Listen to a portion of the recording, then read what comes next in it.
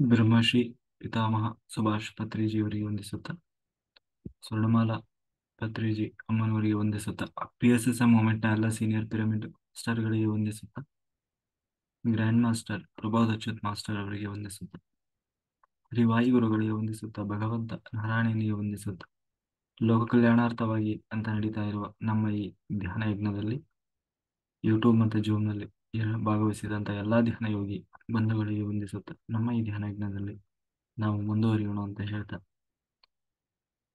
ನಮ್ಮ ಈ ಧ್ಯಾನಜ್ಞಕ್ಕೆ ಸಮಸ್ತ ಬ್ರಹ್ಮಾದಿ ದೇವತೆಗಳನ್ನ, ಯಕ್ಷಗಂಧರ್ವ ಕಿನ್ನರರ ಚೈತನ್ಯವನ್ನ ಆವಾಹನೆಯನ್ನು ಮಾಡೋಣ. ಮೇಲಿನ ಲೋಕಗಳ ಎಲ್ಲ ಆಸ್ಟ್ರಲ್ ಮಾಸ್ಟರ್ಸ್, ಎನ್ಲೈಟೆಡ್ ಮಾಸ್ಟರ್ಸ್ ಚೈತನ್ಯವನ್ನ ಆವಾಹನೆಯನ್ನು ಮಾಡೋಣ. ಈ ಬ್ರಹ್ಮಾಂಡದಲ್ಲಿ ಯಾರೆಲ್ಲ ಬ್ರಹ್ಮಶ್ರೀಗಳು ಅಂತ ಇದ್ದಾರೆ, ಗ್ರ್ಯಾಂಡ್ ಮಾಸ್ಟರ್ಸ್ ಅಂತ ಇದ್ದಾರೆ, ಎನ್ಲೈಟೆಡ್ ಮಾಸ್ಟರ್ಸ್, ಮೋಕ್ಷ ಜೀವಿಗಳು, ಅವರೆಲ್ಲರ ಚೈತನ್ಯವನ್ನು ಕೂಡ ನಮ್ಮ ಈ ಧ್ಯಾನಯಜ್ಞದಲ್ಲಿ ಆವಾಹನೆಯನ್ನು ಮಾಡೋಣ.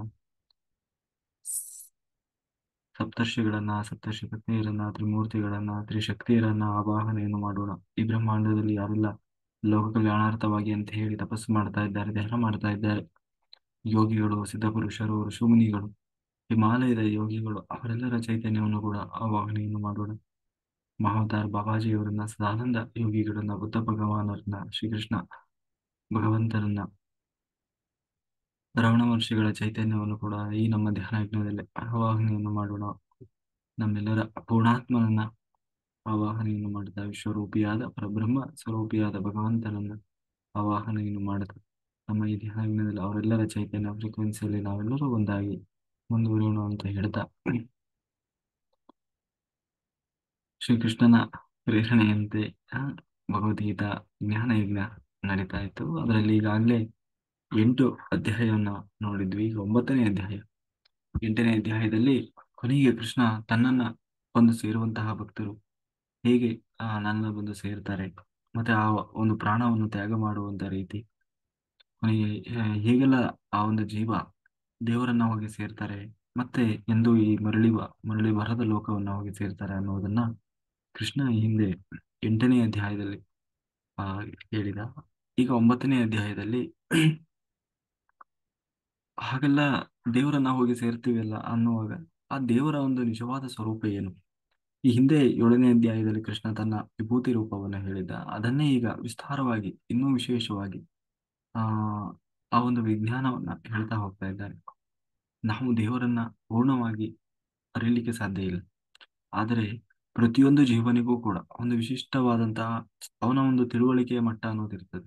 ಹಾಗೆ ಎಲ್ಲರೂ ಅವರವರ ತಿಳುವಳಿಕೆಯ ಮಟ್ಟಕ್ಕೆ ಅನುಗುಣವಾಗಿ ಆ ಆ ಆ ದೇವರನ್ನ ತಿಳಿಲಿಕ್ಕೆ ಸಾಧ್ಯ ಇದೆ, ಅರಿಯಲಿಕ್ಕೆ ಸಾಧ್ಯ ಇದೆ. ಅದನ್ನೇ ಇಲ್ಲಿ ವಿಜ್ಞಾನ ಅಂತ ಹೇಳಿ ಕರೀತಾ ಇದ್ದಾರೆ. ಹೀಗೆ ಭಗವಂತ ಸರ್ವೋತ್ತಮ ಎಂದು ತಿಳಿದುಕೊಳ್ಳುವ ಜ್ಞಾನ ಅನ್ನುವುದು ಒಂದಾದರೆ, ಆ ತತ್ವವನ್ನ ವಿವರವಾಗಿ ಅದರ ಬೇರೆ ಬೇರೆ ಮುಖಗಳಿಂದ ಅವರವರ ಯೋಗ್ಯತೆಗೆ ತಕ್ಕ ಹಾಗೆ ಅನುಸಂಧಾನ ಮಾಡುವುದು ಕೂಡ ವಿಜ್ಞಾನವಾಗ್ತದೆ. ಹೀಗೆ ಅನುಸಂಧಾನ ಮಾಡುವುದರಿಂದ ಭಗವಂತ ಎಲ್ಲದಕ್ಕಿಂತ ವಿಲಕ್ಷಣನಾದವನು ಎನ್ನುವ ಸತ್ಯದ ಸಾಕ್ಷಾತ್ಕಾರವಾಗ್ತದೆ.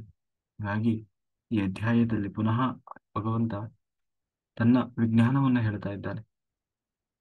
ಅದು ಯಾಕೆ ಈಗ ಮತ್ತೆ ಪುನಃ ಕೃಷ್ಣ ಈಗಾಗಲೇ 7ನೇ ಅಧ್ಯಾಯದಲ್ಲಿ ಹೇಳಿದ್ದ, ಈಗ ಮತ್ತೆ ಯಾಕೆ ಅದನ್ನೇ ಉಚ್ಚರಿಸ್ತಾ ಇದ್ದಾನೆ ಅಂತಂದ್ರೆ, ಮತ್ತೆ ಇನ್ನೂ ಅದರ ಹೊಸ ಹೊಸ ಆಯಾಮಗಳನ್ನ ನಿಜವಾಗ್ಲೂ ನೀನು ಅದ್ರ ಒಳಗೆ ಹೆಂಗೆ ಇಳಿದು ತಿಳ್ಕೊಳ್ಬೇಕಾಗಿದೆ, ಅದರ ರಹಸ್ಯ ಏನು ಅನ್ನೋದನ್ನ ಹೇಳ್ತಾ ಇದ್ದಾನೆ. ಅದರಲ್ಲೂ ಒಬ್ಬ ಸೈನಿಕನಾಗಿದ್ದಾನೆ, ಯಾರೋ ಅರ್ಜುನ. ಆ ಸೈನಿಕನಾಗಿ ಯುದ್ಧರಂಗದಲ್ಲಿ ನಿಂತಿದ್ದಂತಹ ಒಬ್ಬ ವ್ಯಕ್ತಿಯ ಮಾನಸಿಕ ಸ್ಥಿತಿ ಆಧ್ಯಾತ್ಮಿಕ ಚಿಂತನೆಗೆ ಬಹಳ ಹತ್ತಿರವಾಗಿರ್ತದಂತೆ. ಯಾಕೆ ಅಂತಂದ್ರೆ ಈ ಕಾರಣದಿಂದ ಆ ಆ ಈ ಒಂದು ಕಾರಣದಿಂದಾಗಿ ಯುದ್ಧರಂಗದಲ್ಲಿದ್ದಂತಹವನಿಗೆ ಕೃಷ್ಣ ಅಧ್ಯಾತ್ಮವನ್ನು ಬಿಚ್ಚಿಡ್ತಾ ಇದ್ದಾನೆ. ಅರ್ಜುನ ಬಹಳ ದೊಡ್ಡ ಜ್ಞಾನಿ, ಅವನು ಸದಾ ಭಗವಂತನ ಚಿಂತನೆಯಲ್ಲಿ ಇರುವಂತಹ ದೈವಾಂಶ ಸಂಭೂತ. ಅದರ ಜೊತೆಗೆ ಆತನನ್ನ ಆ ಆ ಆತನನ್ನ ಯುದ್ಧದಲ್ಲಿ ನಿಲ್ಲಿಸಿ ಮಾನಸಿಕವಾಗಿ ಹುಟ್ಟು ಸಾವುಗಳ ಈ ಲೀಲೆಯ ಆಚೆಗೆ ಅವನನ್ನು ಕರೆದುಕೊಂಡು ಹೋಗಿ ಮಾನಸಿಕವಾಗಿ ಕಣಿಗೊಳಿಸಿ ಕೃಷ್ಣ ವೇದಾಂತವನ್ನು ಹೇಳ್ತಾ ಇದ್ದಾನೆ. ಅಂದ್ರೆ ಇಂತಹ ಕ್ಷಣದಲ್ಲೂ ಕೂಡ ಭಗವಂತನ ಬಗ್ಗೆ ಹೇಳಿದರೆ ಬಹುಬೇಗ ಅದು ಹೃದಯವನ್ನು ತುಂಬಿಕೊಳ್ತದೆ. ಹಾಗೆ ನಾವಾದರೂ ಕೂಡ ಅಷ್ಟೇ, ನಮ್ಮ ದೈನಂದಿನ ಜೀವನದಲ್ಲಿ ಸರಿ ತಪ್ಪು, ಧರ್ಮ ಅಧರ್ಮದ ಸಂಘರ್ಷದಲ್ಲಿ ನಿತ್ಯ ಹೋರಾಟ ಮಾಡ್ತಾ ಇರ್ತೀವಿ. ಇದು ಕೂಡ ಒಂದು ಯುದ್ಧ. ಸಂಸಾರ ಅನ್ನುವುದು ಒಂದು ದೊಡ್ಡ ಯುದ್ಧ. ಅಂತಹ ಯುದ್ಧರಂಗದಲ್ಲಿರುವ ನಾವು ಎಲ್ಲರೂ ಕೂಡ ಭಗವಂತನ ಈ ಅಧ್ಯಾತ್ಮದ ರಹಸ್ಯವನ್ನ ತಿಳಿದುಕೊಳ್ಳುವುದು ಅನಿವಾರ್ಯವಾಗಿರ್ತದೆ. ಮತ್ತೆ ಮನಸ್ಸು ಅವಾಗ ಪರಿಪಕ್ವವಾಗಿರ್ತದೆ. ಅಂದ್ರೆ ಯಾರು ಬರೀ ಸಂತೋಷ, ಆ, ಏನಂತೀವಿ, ಸುಖತೆಯಲ್ಲಿ ಇರ್ತಾರೆ, ಅವರಿಗೆ ಅಧ್ಯಾತ್ಮದ ರುಚಿ ಸಿಗೋದಿಲ್ಲ.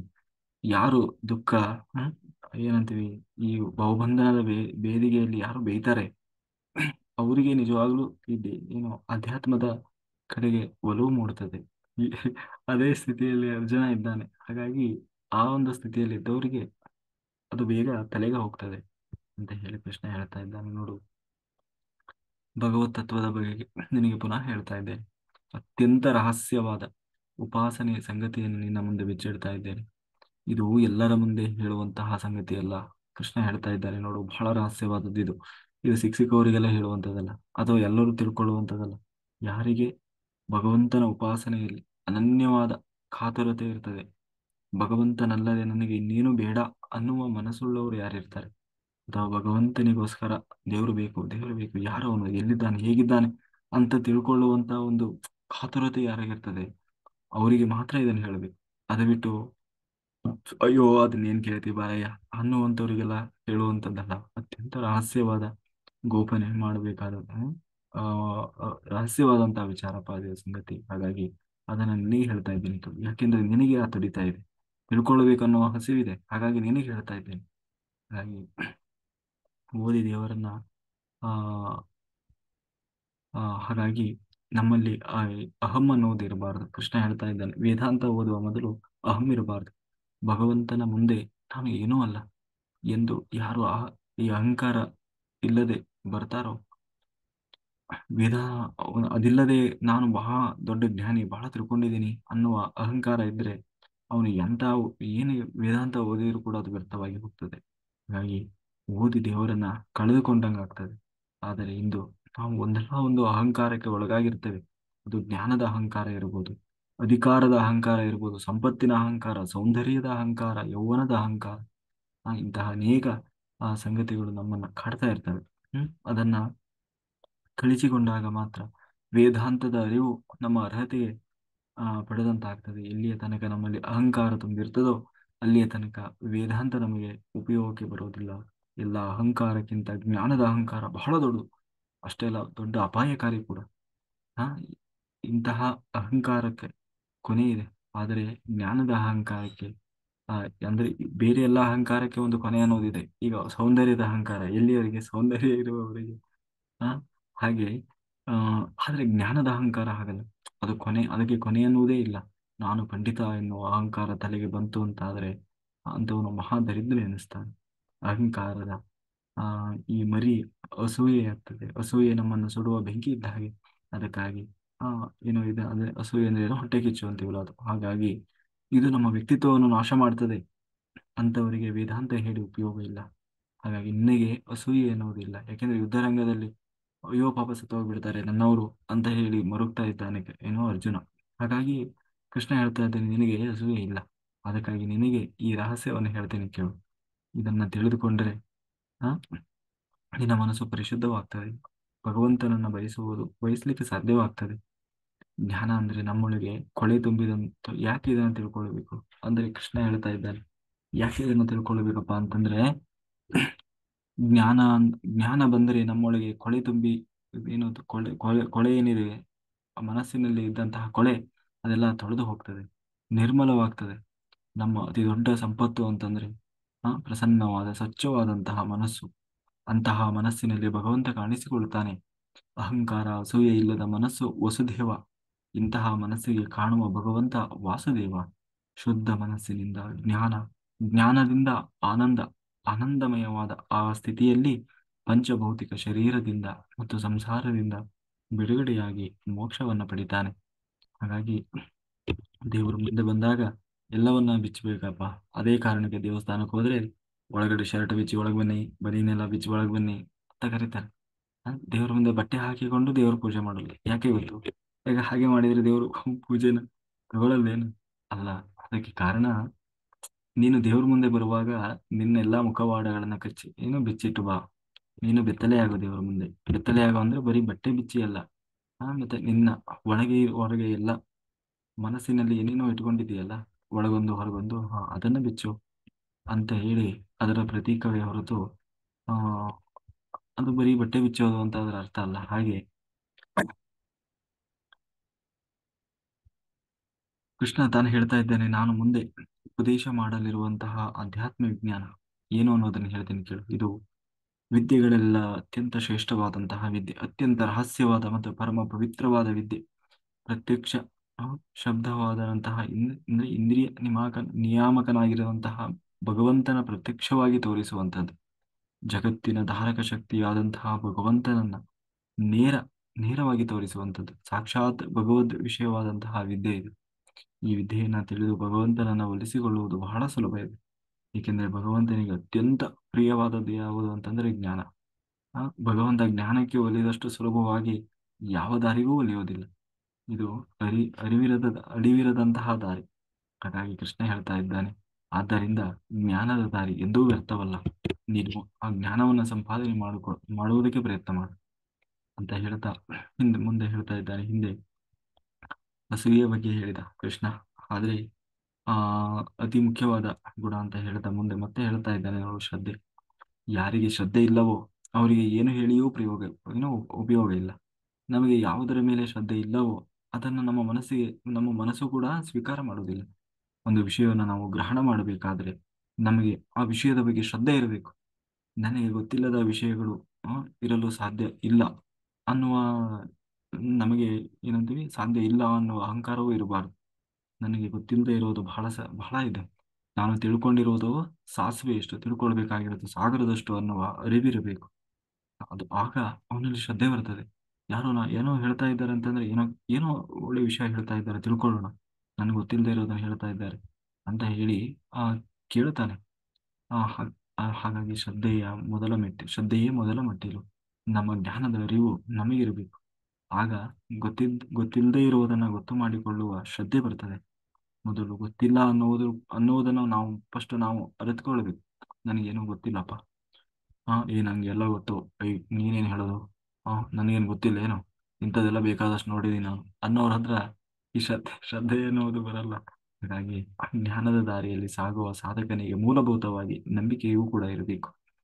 ನಂಬದವನ ಮುಂದೆ ಏನು ಹೇಳಿಯೂ ಪ್ರಯೋಜನವಿಲ್ಲ. ಅಲ್ಲ, ದೇವರು ಅನ್ನುವ ನಂಬಿಕೆಯಾದ್ರೆ, ದೇವರಿದ್ದಾನೆ ಅನ್ನುವ ಒಂದು ಸಾಮಾನ್ಯ ನಂಬಿಕೆಯಾದ್ರೂ ಅವನಲ್ಲಿ ಇರಬೇಕಲ್ಲ. ಇಲ್ಲಾಂದ್ರೆ ದೇವ್ರ ಬಗ್ಗೆ ಹೇಳಕ್ ಹೋದ್ರೆ ಇವ ನಿನ್ನ ಕತೆ ಪುರಾಣ ನನಗೇನ್ ಹೇಳ್ತಿ ಅಂತ ಉದಾಸೀನ ಮಾಡುವ ಅಂತವ್ರ ಮುಂದೆ ಏನ್ ಹೇಳ್ತಿ. ಹಾಗಾಗಿ ಮೊದಲು ನಂಬಿಕೆ ಇದ್ದವರಿಗೆ ಹೇಳಬೇಕು. ಯಾರಿಗೆ ಶ್ರದ್ಧೆ ಇಲ್ಲವೋ ಅಂತವರ ಪಾಲಿಗೆ ಸತ್ಯ ಇಲ್ಲ. ಜಗತ್ತಿನ ಧಾರಕ ಶಕ್ತಿಯಾದಂತಹ ಭಗವಂತನ ಬಗೆಗೆ ನಂಬಿಕೆ ಇಲ್ಲದವರು ಭಗವಂತನನ್ನ ಯಾವತ್ತಿಗೂ ಸೇರೋದಿಲ್ಲ. ಅಂತವರು ಅಂತವರ ಆತ್ಮ ನಾಶವಾಗಿ ಹೋಗ್ತದೆ. ನಾಶವಾಗುವುದು ಅಂದ್ರೆ ತಮಸ್ಸನ್ನ ಹೋಗಿ ಸೇರ್ತಾರೆ. ಅಥವಾ ಸಂಸಾರದ ಸುಳಿಯಲ್ಲೇ ಸುಡುತ್ತಾ ಇರ್ತಾರೆ. ಕೊನೆಗೆ ಒಂದು ದಿನ ಅಂಧ ತಮಸ್ಸಿಗೆ ಹೋಗಿ ಬೀಳ್ತಾರೆ. ಅಂಧ ತಮಸ್ಸು ಅಂತಂದ್ರೆ ಅದೊಂದು ರೀತಿ ಕತ್ತಲೆಯ ಚಕ್ರ. ಅಲ್ಲಿ ಹೋಗಿ ಸಿಕ್ಕಾಕೊಂಡ್ರು ಅಂತಂದ್ರೆ ಮತ್ತೆ ಎಲ್ಲೂ ಬರಲ್ಲ, ಈ ಸಂಸಾರಕ್ಕೂ ಬರಲ್ಲ, ಮೋಕ್ಷಕ್ಕೂ ಹೋಗಲ್ಲ, ನಿತ್ಯ ನರಕದಲ್ಲಿ ಸಾಯ್ತಾ ಇರ್ತಾರೆ. ಹಾಗೆ ನಮ್ಮ ಜೀವನ ಯುದ್ಧದಲ್ಲಿ ನಮ್ಮ ಶತ್ರುಗಳು ಅಂತಂದ್ರೆ ನಮ್ಮೊಳಗೆ ಇರುವಂತಹ ಅಜ್ಞಾನ, ಮೋಹ, ಕಾಮ, ಕ್ರೋಧ, ಈ ತರದ ಇತ್ಯಾದಿಗಳು ನಮ್ಮೊಳಗೇ ಇದ್ದಾವೆ. ಹಾಗಾಗಿ ಪ್ರತಿಯೊಬ್ಬ ಸಾಧಕ ಕೂಡ ಪರತತ್ವದ ಶ್ರದ್ಧೆಯನ್ನಿಟ್ಟು ಇಂತಹ ಶತ್ರುಗಳನ್ನ ಸುಡುವ ಬೆಂಕಿಯಾಗಬೇಕು. ಸುಟ್ಟು ಬೆಳಗುವ ಪರಂತಪನಾಗು ಅಂತ ಹೇಳಿ ಕೃಷ್ಣ ಹೇಳ್ತಾ ಇದ್ದಾನೆ ನೋಡು.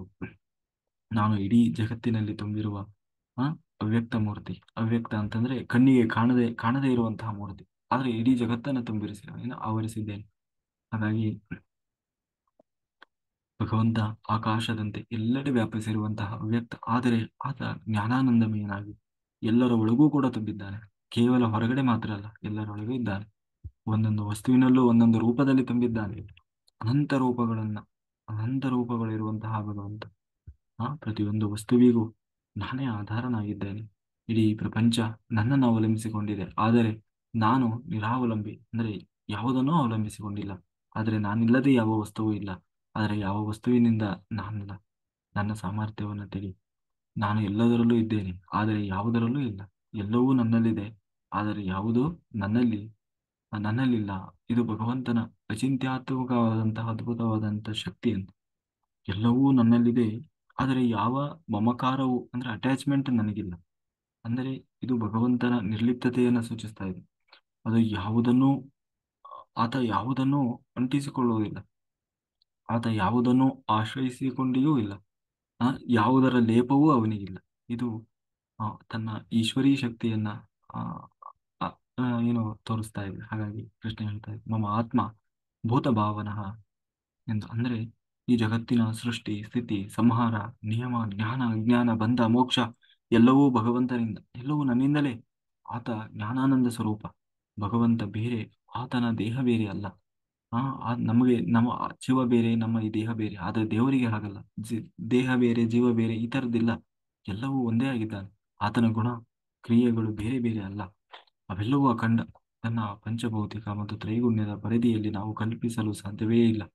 ಅಂದ್ರೆ ನಮ್ಮ ದೇವರು ಅಂದ್ರೆ ಹೀಗೆ ಅಂತ ನಾವು ಕಲ್ಪನೆ ಮಾಡ್ಕೊಳ್ಳಿಕ್ಕೆ, ಅಥವಾ ಇಲ್ಲಿ ಇರೋ ಯಾವುದೋ ಒಂದು ವಸ್ತುವಿನ ಜೊತೆಗೆ ದೇವರನ್ನ ಕಲ್ಪನೆ ಮಾಡ್ಕೊಳ್ಳಿಕ್ಕೆ ಸಾಧ್ಯ ಇಲ್ಲ. ಅವನ ಮನುಷ್ಯನ ಕಲ್ಪನೆಗೆ ಊಹೆಗೂ ನಿಲುಕದವನು ಭಗವಂತ ಹೀಗೆ ಎಲ್ಲಾ ಕಡೆ ತುಂಬಿದ್ದಾನೆ ಅನ್ನುವುದನ್ನ ದೃಷ್ಟಾಂತದ ಮೂಲಕ ಕೃಷ್ಣ ಹೇಳ್ತಾ ಇದ್ದಾನೆ. ನೋಡು, ಎಲ್ಲಾ ಕಡೆ ಗಾಳಿ ಇದೆ. ಗಾಳಿ ಎಲ್ಲಾ ಕಡೆ ಇದೆ. ಕಾಣಿಸ್ತಾ ಇದೆಯೋ ನಿನಗೆ? ಇಲ್ಲ. ಒಳಗೂ ಇದೆ, ಹೊರಗೂ ಇದೆ. ಗಾಳಿ ಇಲ್ಲದೆ ಇರೋ ಜಾಗ ಯಾವ್ದಪ್ಪ? ಎಲ್ಲಾ ಕಡೆ ಹೇಗೆ ತಾನು ಒಳಗೊಂಡಿದೀವೋ ಹಾಗೆಯೇ ಆ, ನಾನು ಕೂಡ ಎಲ್ಲಾ ಕಡೆ ಇದ್ದೇನೆ, ಆದ್ರೆ ಕಾಣಿಸಲ್ಲ. ಆ, ಆದರೆ ಜ್ಞಾನಿಗಳ ಅನುಭವಕ್ಕೆ ಬರ್ತೇನೆ. ಹಾಗಾಗಿ ಈ ಸೃಷ್ಟಿಯಾಗಿ 31,104,000 ಕೋಟಿ ವರ್ಷಗಳು ನಂತರ ಮಹಾಪ್ರಳಯವಾಗ್ತದೆ. ಇದು ಚತುರ್ಮುಖ ಬ್ರಹ್ಮನ 100 ವರ್ಷ. ಇದನ್ನ ಕಲ್ಪಕ್ಷಯ ಅಂತ ಕರೀತಾರೆ. ಈ ಮಹಾಪ್ರಳಯದಲ್ಲಿ ಸತ್ಯಲೋಕದಿಂದ ಹಿಡಿದು ಪ್ರತಿಯೊಂದು ಕೂಡ ತನ್ನ ಸ್ಥೂಲ ಸ್ವರೂಪವನ್ನು ಕಳೆದುಕೊಳ್ಳುತ್ತದೆ. ಅಂದ್ರೆ ಸರ್ವನಾಶವಾಗ್ತದೆ. ಅಂದ್ರೆ ಇವತ್ತು ನಾವು ಏನು 14 ಲೋಕಗಳು ಅಂತ ಹೇಳ್ತೀವಿ. ಮೇಲೆ 7 ಲೋಕ, ಕೆಳಗೆ 7 ಲೋಕ, ಮೇಲೆ ಇರುವಂತದ್ದು ಸತ್ಯಲೋಕ, ಬ್ರಹ್ಮಲೋಕ. ಅಲ್ಲಿಯವರೆಗೂ ಕೂಡ ಸಂಪೂರ್ಣವಾಗಿ ನಾಶವಾಗಿ ಹೋಗ್ತದೆ. ಅಂದ್ರೆ ಕೊನೆಗೆ ಬ್ರಹ್ಮಲೋಕವೂ ಇರಲ್ಲ, ಸತ್ಯಲೋಕವೂ ಇರಲ್ಲ, ಬ್ರಹ್ಮನೂ ಕೂಡ ಇರಲ್ಲ. ಎಲ್ಲರೂ ನನ್ನಲ್ಲಿ ಲೀನರಾಗಿ ಹೋಗ್ತಾರೆ. ಆ, ಎಲ್ಲಿ ಲೀನರಾಗಿ ಪ್ರಕೃತಿಯನ್ನು ಸೇರ್ತವೆ. ಎಲ್ಲ ಜೀವಜಾತವೂ ಕೂಡ ತಮ್ಮ ಸ್ಥೂಲ ಸ್ವರೂಪವನ್ನು ಕಳೆದುಕೊಂಡು ಭಗವಂತನ ಉದರವನ್ನು ಸೇರ್ತಾರೆ. ಮತ್ತೆ 31,104,000 ಕೋಟಿ ವರ್ಷ ಪ್ರಳಯ ಕಾಲ ನಂತರ ಮರಳಿ ಈ ಸೃಷ್ಟಿ ನಿರ್ಮಾಣವಾಗ್ತದೆ. ಅಂದರೆ ಮರಳಿ ಸೂಕ್ಷ್ಮ ರೂಪದಿಂದ ಸ್ಥೂಲ ರೂಪವನ್ನು ಪಡಿತಾರೆ. ಸ್ಥೂಲ ಅಂದ್ರೆ ಹೊರಗಡೆ ಈ ಕಾಣ್ತಾ ಇರುವಂತಹ ಒಂದು ದೇಹ, ಈ ರೂಪ, ಅಥವಾ ಇಲ್ಲಿ ಕಾಣ್ತಾ ಇರುವಂತಹ ಪ್ರಕೃತಿ. ಮತ್ತೆ ಅದು ಸೃಷ್ಟಿಯಾಗ್ತದೆ. ಪ್ರಳಯ ಕಾಲದಲ್ಲಿ ಸೂಕ್ಷ್ಮ ರೂಪದಲ್ಲಿ ಭಗವಂತನನ್ನ ಸೇರಿದಂತಹ ಜಡ ಮತ್ತು ಜೀವನನ್ನ ಭಗವಂತ ತನ್ನ ದೀನವಾದಂತಹ ಪ್ರಕೃತಿ ಮಾತೆ ಯಾರು ಲಕ್ಷ್ಮಿ, ಆ ಅವಳಲ್ಲಿ ಇಟ್ಟು ಪುನಃ ಅವರನ್ನ ಸೃಷ್ಟಿ ಮಾಡ್ತಾನೆ. ಭಗವಂತನ ಈ ಸೃಷ್ಟಿ ಮತ್ತು ಸಂಹಾರ ಚಕ್ರ ನಿರಂತರವಾಗಿ ನಡೀತಾ ಇರ್ತದೆ. ನಿರಂತರ ಅಂತಂದ್ರೆ ಇಂತಹ ಎಷ್ಟೋ ಬ್ರಹ್ಮಾಂಡ ಈಗ ಬಂದು ಹೋಗಿದೆ, ಇನ್ನೆಷ್ಟೋ ಮತ್ತೆ ಬರ್ಲಿಕ್ಕಿದೆ. ಇಂತಹ ಅನಂತ ಕೋಟಿ ಬ್ರಹ್ಮಾಂಡಗಳ ಹಿಂದೆ ನಿರ್ಮಾಣವಾದ ಸಂಹಾರವಾಗಿ ಇನ್ನೂ ಅನಂತ ಕಾಲದಲ್ಲೂ ಆ ಮುಂದುವರಿತಾನೆ ಇರ್ತದೆ. ಈ ಕಾರಣಕ್ಕಾಗಿಯೇ ಭಗವಂತನನ್ನು ಅನಂತ ಕೋಟಿ ಬ್ರಹ್ಮಾಂಡ ನಾಯಕ ಅಂತ ಹೇಳಿ ಕರೀತಾರೆ. ಹಾಗಾಗಿ ಹೀಗೆ ನಿರಂತರ ಸೃಷ್ಟಿ ಸಂಹಾರ ಮಾಡುವ ಭಗವಂತನಿಗೆ ಕರ್ಮ ಯಾವತ್ತೂ ಹೊಂಟೋದಿಲ್ಲ. ಇಷ್ಟೆಲ್ಲ ಮಾಡ್ತಾನಲ್ಲ, ಅವನಿಗೆ ಕರ್ಮ ಬರಲ್ವಾ? ಇಲ್ಲ. ದೇವರಿಗೆ ಕರ್ಮ ಇಲ್ಲ. ಯಾಕೆ ಯಾಕೆ ದೇವರಿಗೆ ಕರ್ಮ ಬರೋಲ್ಲ? ಅದಕ್ಕೆ ದೇವರು ಹೇಳ್ತಾ ಇದ್ದಾನೆ, ನಾನು ನಿರ್ಲಿಪ್ತನಾಗಿದ್ದೇನೆ. ನಾನು ಮಾಡು ಈ ಕರ್ಮವನ್ನ ನನಗೋಸ್ಕರ ಅಂತ ನಾನು ಮಾಡ್ತಾ ಇಲ್ಲ. ಮತ್ತೆ ಸ್ವತಂತ್ರನಾದ ಭಗವಂತನನ್ನ ಎಂದೂ ಯಾವ ಕರ್ಮವೂ ಕಟ್ಟಿ ಹಾಕ್ಲಿಕ್ಕೆ ಸಾಧ್ಯ ಇಲ್ಲ. ನಾನು ನನಗೋಸ್ಕರ ಏನನ್ನೂ ಮಾಡುವುದಿಲ್ಲ. ಹಾಗಾಗಿ ಇದು ಯಾವುದು ನನಗೆ ಕರ್ಮವಾಗಿ ಅಂಟಿಕೊಳ್ಳುವುದಿಲ್ಲ. ಮತ್ತೆ ಎಲ್ಲ ಈ ಜೀವರಿಗೋಸ್ಕರ ಮಾಡ್ತೇನೆ. ಪಾಪ ಸುಮ್ಮನೆ ಒದ್ದಾಡ್ತಾ ಇದ್ದಾಗ ಬಂಧನದಲ್ಲಿ ಬಿದ್ದು ಉದ್ಧಾರ ಆಗಲಿ, ನನ್ನನ್ನು ಬಂದು ಸೇರಲಿ ಅಂತ ಹೇಳಿ ಆ ಜೀವರಿಗಾಗಿ ಮಾಡ್ತಾ ಇದ್ದೇನೆ ಹೊರತು ಇದರಲ್ಲಿ ನನಗೆ ಯಾವ ಸ್ವಾರ್ಥವೂ ಇಲ್ಲ. ಹಾಗಾಗಿ ಜಗತ್ತನ್ನು ಸೃಷ್ಟಿ ಮಾಡಲು ಬೇಕಾದ ಮೂಲ ದ್ರವ್ಯ ಜಡ ಪ್ರಕೃತಿ ಮತ್ತು ಅದಕ್ಕೆ ಆಕಾರ ಕೊಡುವುದು ಜಡ ಪ್ರಕೃತಿ ಆದಂತಹ ಪ್ರಕೃತಿ ಲಕ್ಷ್ಮಿ. ಭಗವಂತ ಇಡೀ ಸೃಷ್ಟಿಯ ಅಧ್ಯಕ್ಷನಾಗಿ ನಿಂತು ಕ್ರಿಯೆಯ ಹಿಂದೆ ಶಕ್ತಿಯಾಗಿ ಜಡ ಮತ್ತು ಚೇತನ ಪ್ರಕೃತಿಯ ಮೂಲಕ ಈ ಸೃಷ್ಟಿ ನಿರ್ಮಾಣವನ್ನು ಮಾಡ್ತಾನೆ. ಪ್ರಪಂಚದಲ್ಲಿರುವ ಪ್ರತಿಯೊಂದು ವಸ್ತುವಿನಲ್ಲೂ ಕೂಡ ಒಂದು ವಿಶಿಷ್ಟ ಶಕ್ತಿಯಾಗಿ ಭಗವಂತ ಒಳಗೆ ತುಂಬಿದ್ದಾನೆ. ಇದರ ಒಳಗೆ ಕೂತಿದ್ದಾನೆ. ಭಗವಂತನಿಗೆ ಪಂಚಭೌತಿಕವಾದಂತಹ ಶರೀರ ಇಲ್ಲ. ಅಂದ್ರೆ ಈ ಪಂಚಭೂತಗಳಿಂದ ನಿರ್ಮಾಣವಾದಂತಹ ಶರೀರ ಇಲ್ಲ. ದೇವರು ಹೇಳ್ತಾ ಇದ್ದಾನೆ, ನೋಡು ಅರ್ಜುನ, ನಿನಗೆ ದೇಹ ಬಂದಿದೆಯಲ್ವಾ, ಅಂದ್ರೆ ಒಂದು ದಿನ ನಾಶವಾಗುವಂತಹ ದೇಹ. ಅದೇ ರೀತಿ ನಾಶವಾಗುವಂತಹ ದೇಹ ಅಂತ ಹೇಳಿ ನನಗೆ ಯಾವುದೂ ಇಲ್ಲ. ಅಲ್ಲ, ನೀನ್ ಮತ್ತೆ ಇಲ್ಲಿ ಬರ್ತೀಯಲ್ವಾ, ರಾಮನಾಗಿ ಕೃಷ್ಣನಾಗಿ ಶ್ರೀನಿವಾಸನಾಗಿ ಇಲ್ಲಿ ಬಂದು ದೇಹ ಮತ್ತೆ ತೊಟ್ಟು ಇರ್ತೀಯ.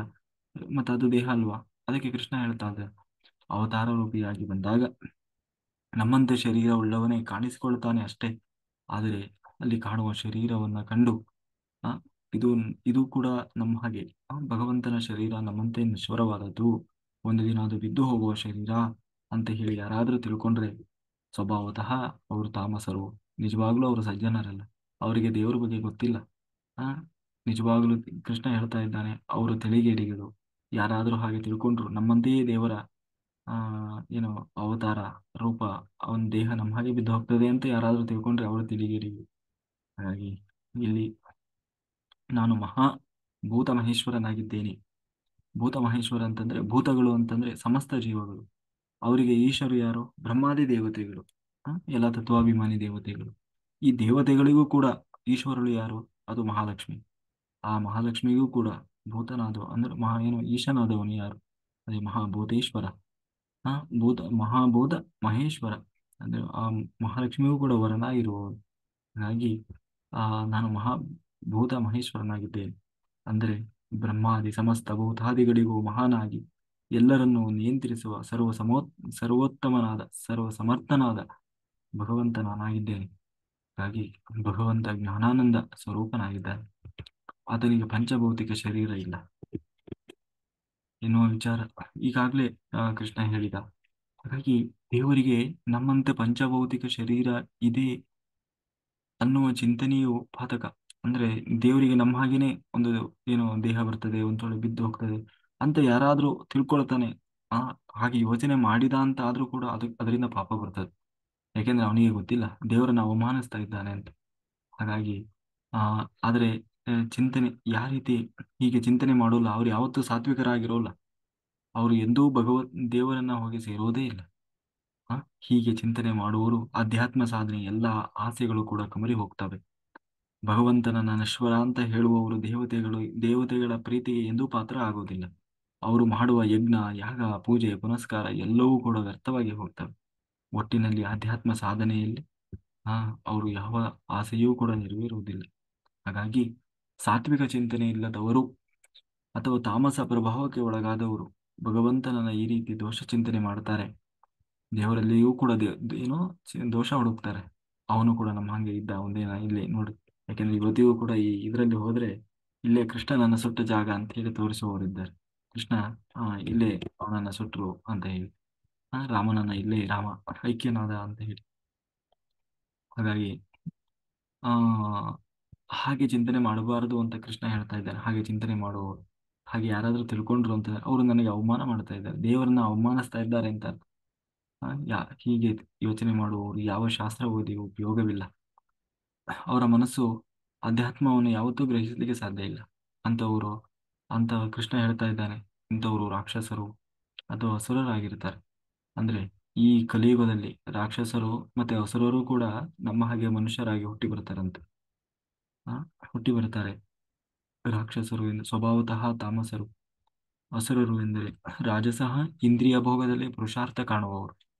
ಇವರೊಂದಿಗೆ ಪ್ರಭಾವದಿಂದ ಚಿಂತನಾಶೀಲತೆಯನ್ನು ಕಳೆದುಕೊಂಡವರು ಕೂಡ, ಅಂದ್ರೆ ಇಂಥವರ ಸಹವಾಸದಿಂದ ಆ, ಆ, ತಮ್ಮ ಒಂದು ಸ್ವಬುದ್ಧಿಯನ್ನ ಕಳೆದುಕೊಂಡವರು ಕೂಡ ಇದೇ ರೀತಿ ಯೋಚಿಸಿ ಅವರು ಕೂಡ ಅವರ ದಾರಿಯನ್ನೇ ಹಿಡಿತಾರೆ. ಇವರಿಗೆ ಎಂದೂ ಸಹ ಚಿಂತನೆ ಭಗವಂತನ ಚಿಂತನೆ ಬರುವುದಿಲ್ಲ.